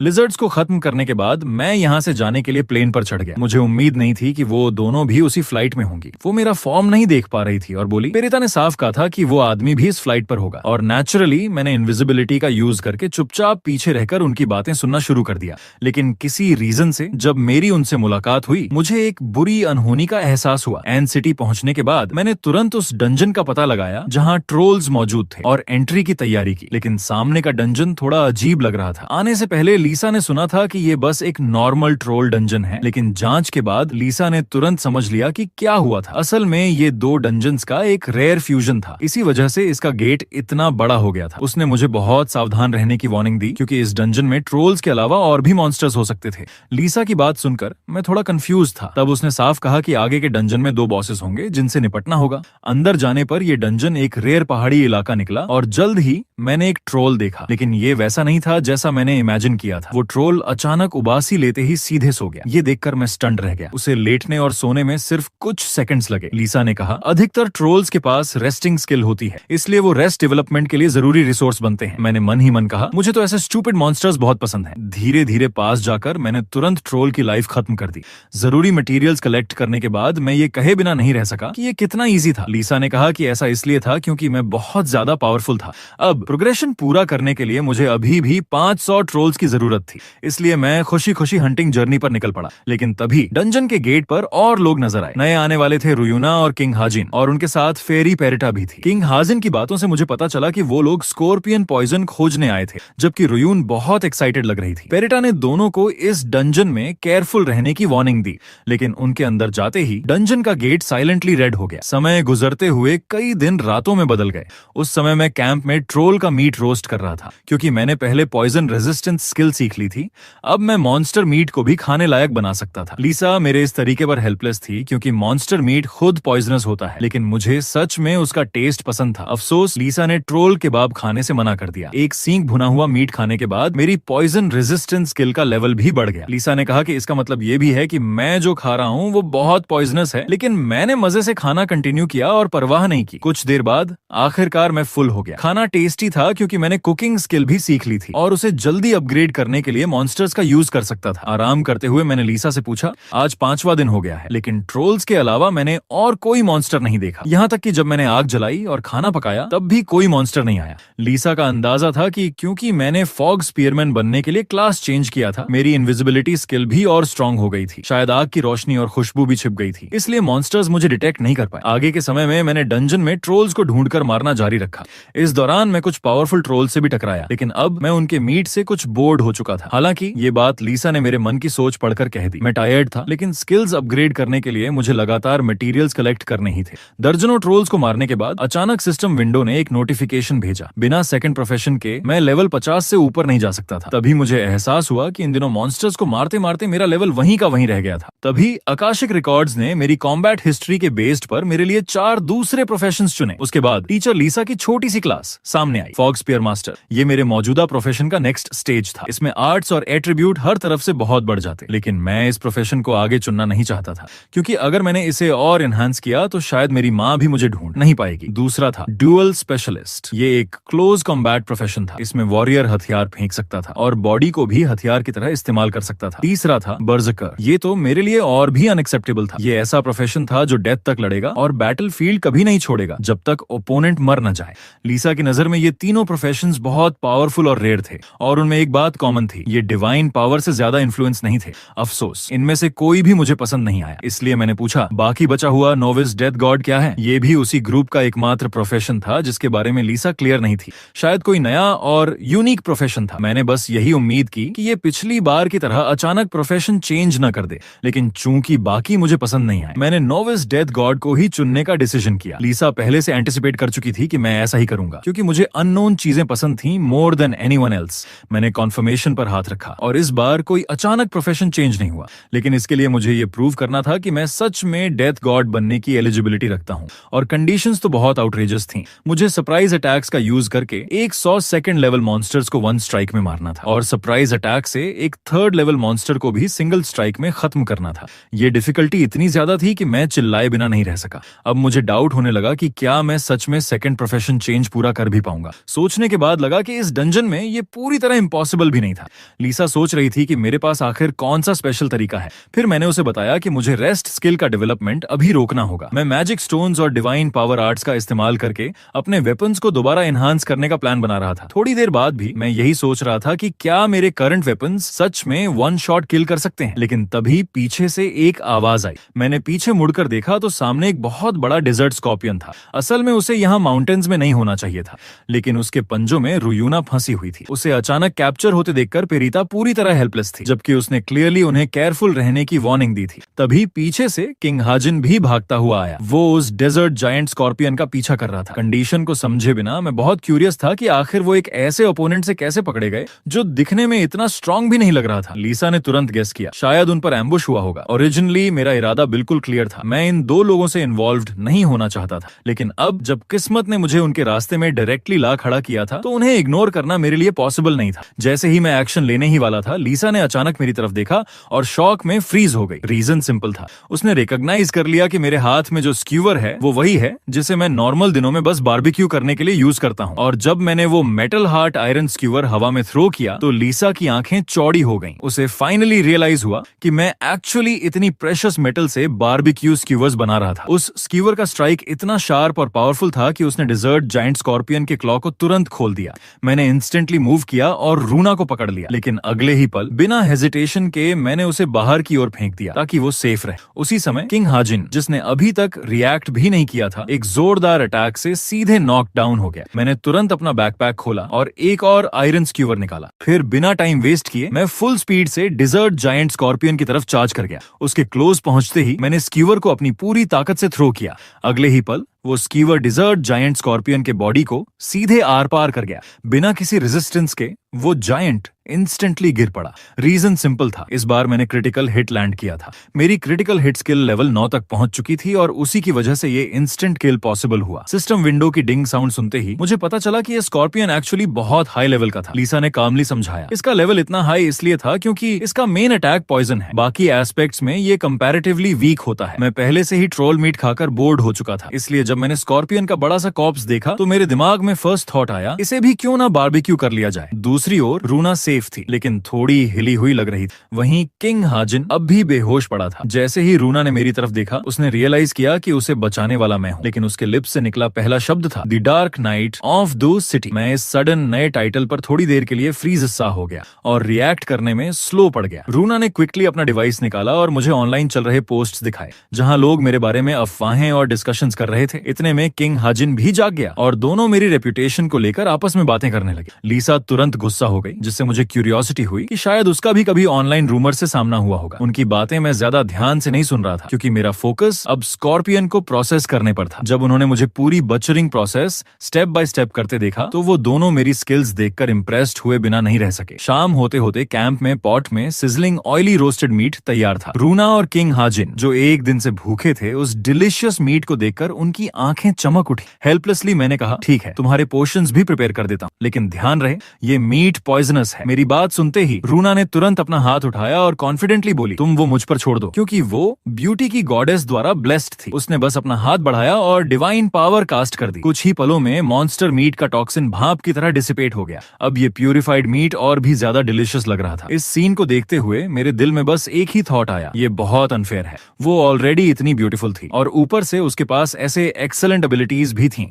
लिसा ने भी खुलकर एक्सप्रेस किया कि रूना सच में ब्यूटी की गॉडेस द्वारा ब्लेस्ड थी। उसकी पवित्र शक्ति देखकर वो खुद भी सरप्राइज्ड रह गई। यही थी मेरी उनके साथ खाने की पूरी जर्नी। पेट भरने के बाद रूना और किंग हाजिन दोनों ने सिंसियरली मेरा थैंक्स किया, लेकिन जब उन्होंने देखा कि मैं साइलेंटली अकेले आयरन स्क्यूवर्स क्लीन कर रहा हूं, तो रूना ने तुरंत मुझे अपनी टीम में ज्वाइन करने के लिए इनवाइट कर दिया। लेकिन जैसे ही उसने ये कहा, मैंने तुरंत उसे मना कर दिया। उसके फेस पर थोड़ी शॉक और कंफ्यूजन साफ झलक रही थी। सच कहूं तो वो बहुत खूबसूरत थी और उसके लिए किसी का इस तरह सीधे मना कर देना बहुत अजीब बात थी। किंग हाजिन ने काल्म टोन में कहा वो डिजर्व करती थी। उनकी ये कॉन्वर्सेशन सुनकर मैं थोड़ी देर के लिए सरप्राइज्ड रह गया। मुझे लगा था ये दोनों कपल होंगे, लेकिन वो बिल्कुल भी वैसे नहीं लग रहे थे। जाते जाते किंग हाजिन मेरे पास आया और मुझे एक बिजनेस कार्ड दिया। वो बहुत ग्रेटफुल था कि मैंने रूना को बचाया और उसने कहा कि बाहर निकलने के बाद मुझे उससे कांटेक्ट करना चाहिए ताकि वो मुझे पेमेंट दे सके। जब मैंने कार्ड को देखा तो तुरंत रियलाइज हुआ कि ये वही था जो पहले एम्प्रेस ने मुझे दिया था। क्या ये लोग भी उसी ऑर्गेनाइजेशन से बिलोंग करते थे? रूना ने भी अपना कार्ड मुझे दिया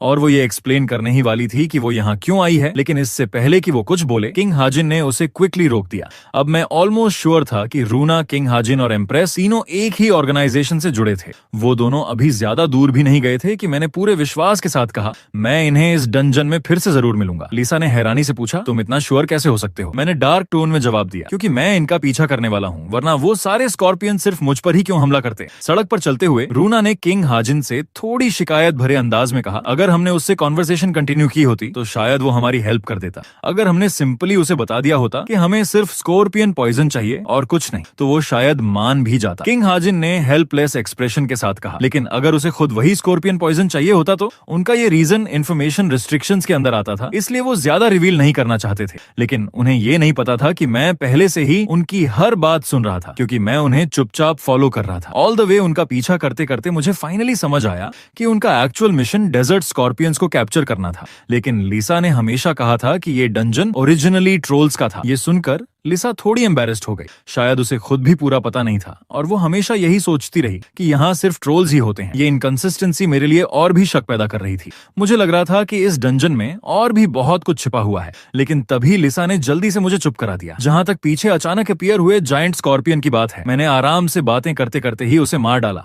लेकिन एक चीज ने मुझे कंफ्यूज किया, अगर रूना के पास गार्डियन एंजल था तो फिर वो अभी अभी एम्बुश कैसे हो गई? लिसा ने काल्मली समझाया, एंगल की पावर पृथ्वी पर रिस्ट्रिक्टेड है। गार्डियन एंगल्स ह्यूमन लाइफ और डेथ में ज्यादा इंटरफियर नहीं कर सकते। ये सुनकर मैंने छेड़ते हुए लिसा से कहा, तो फिर तुम भी बेकार हो, है ना? इस बात पर वो तुरंत गुस्से में आ गई, क्योंकि उसने अब तक मेरी बहुत मदद की थी। काफी देर सर्च करने के बाद भी रूना और किंग हाजिन अपना टारगेट नहीं ढूंढ पाए। असल में वो डेजर्ट स्कॉर्पियंस के बीच एक स्पेशल किंग की तलाश कर रहे थे, द जेंटल डेथ हंटर। मैंने काल्मली आगे इशारा करते हुए पूछा, वो डेथ हंटर है ना? नाम से ही बहुत पावरफुल लग रहा है। लिसा भी मेरी बात सुनकर चौंक गई। उसी समय किंग हाजिन और रूना के पीछे से एक बहुत बड़ा स्कॉर्पियन अचानक अपीयर हुआ। किंग हाजिन डर के मारे पीछे हट गया, जबकि रूना ने आह भरते हुए कहा, ये सच में बहुत बड़ा है। इस पॉइंट पर किंग हाजिन ने जल्दी से अपना इक्विपमेंट निकाला और रूना से एनर्जी सपोर्ट मांगा। रूना ने इंस्टेंटली ब्लेसिंग मैजिक एक्टिवेट कर दी। अब किंग हाजिन को फुल एट्रीब्यूट एनहांसमेंट मिल चुका था। उसने बिना देर किए जायंट डेथ हंटर की तरफ चार्ज कर दिया। होली नाइट और हीलर का ये कॉम्बिनेशन देखने में स्ट्रॉन्ग लग रहा था।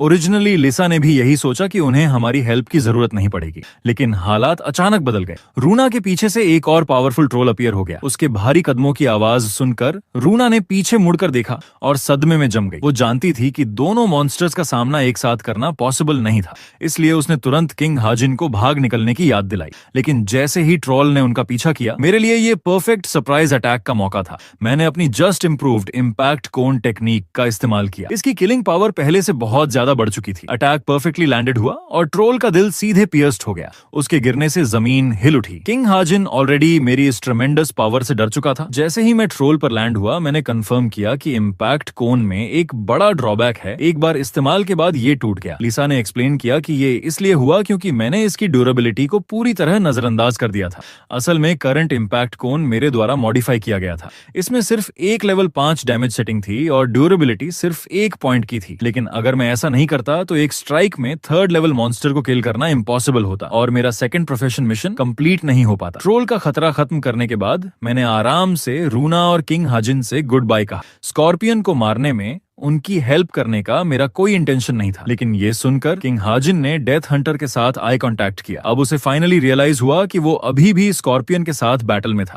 उसके खतरे में पड़ते ही रूना अब और हेजिटेट नहीं कर सकी। उसने मुझे आवाज दी जब मैं जाने ही वाला था। उसने कहा, अगर तुम हमारी मदद करके इस स्कॉर्पियन को मार दोगे तो स्कॉर्पियन पॉइजन के अलावा बाकी सब तुम्हारा होगा। ये सुनते ही मैं तुरंत मुड़ा और खुशी खुशी मान गया। मैं तो इस बात के लिए बहुत देर से इंतजार कर रहा था। किंग हाजिन मना करना चाहता था, लेकिन रूना ने उसे तुरंत टोक दिया। आखिरकार उन्हें अब मेरी मदद एक्सेप्ट करनी ही पड़ी। लेकिन तभी किंग हाजिन कुछ रिएक्ट कर पाता उससे पहले ही स्कॉर्पियन की बड़ी पूंछ ने उसे कसकर लपेट लिया। अब उसके पास इनकार करने का कोई मौका ही नहीं था। तुरंत उसकी तरफ कूदा और अपना स्पीयर स्विंग किया। एक ही वार में मैंने डेथ हंटर की जायंट स्कॉर्पियन टेल को काट दिया। अटैक यहीं खत्म नहीं हुआ था। सरप्राइज स्ट्राइक के बाद मुझे पीछा करना था।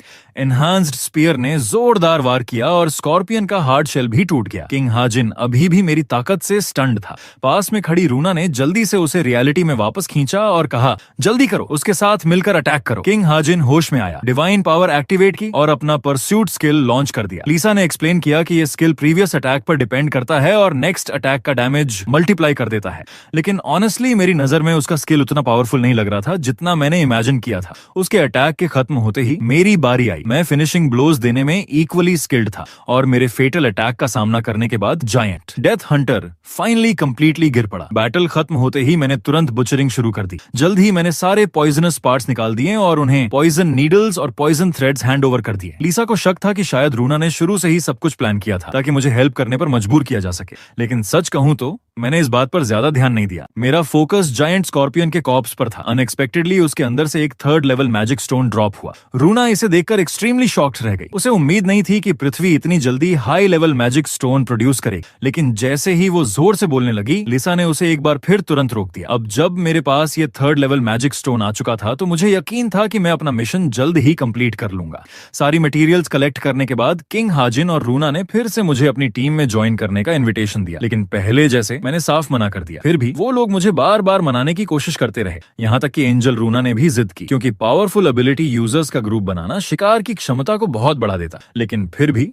मैं अब भी अकेला ही रहना चाहता था। आखिरकार बचपन से ही मेरी प्रेजेंस हमेशा वीक रही थी और मैं अकेले रह रहकर एडिक्टेड हो चुका था। ये देखकर लिसा ने मेरी ओर से पोलाइटली मना कर दिया और उन्हें जाने के लिए कहा। जाते जाते किंग हाजिन और रूना ने कहा कि एक बार मैं अपने देश लौटूं तो उनसे कांटेक्ट जरूर करूं। लेकिन मेरे दिल में इनर थॉट था, बेटर होगा अगर हम फिर कभी ना मिले। अब सिर्फ मैं और लिसा ही बचे थे और अब वो समय आ चुका था जब मुझे वो करना था जिसकी मुझे सबसे ज्यादा जरूरत थी। रेस्ट स्किल के एवोल्यूशन के लिए जरूरी सभी मटेरियल्स मेरे पास ऑलरेडी मौजूद थे। अब मैं बेसब्री से इंतजार कर रहा था ये देखने के लिए कि एवोल्यूशन के बाद रेस्ट स्किल में क्या चेंजेस आएंगे। और इसी सीन के साथ ये एपिसोड खत्म होता है। भाई आज मैं बहुत खुश हूँ। आप लोगों की वजह से मुझे एक नई नवेली गर्लफ्रेंड मिल चुकी है और मैं 9 दिन से उसके साथ हनीमून पर गया था। ओह सॉरी, मैं उसके साथ घूमने गया हुआ था, इसलिए वीडियो नहीं आ पाया। अब भाई अगर इस वीडियो पर 1000 हाइप पूरे होते हैं तो अगला वीडियो मैं पूरे 2 घंटे का लाऊंगा, वो भी अगले 3 से 4 दिन के अंदर।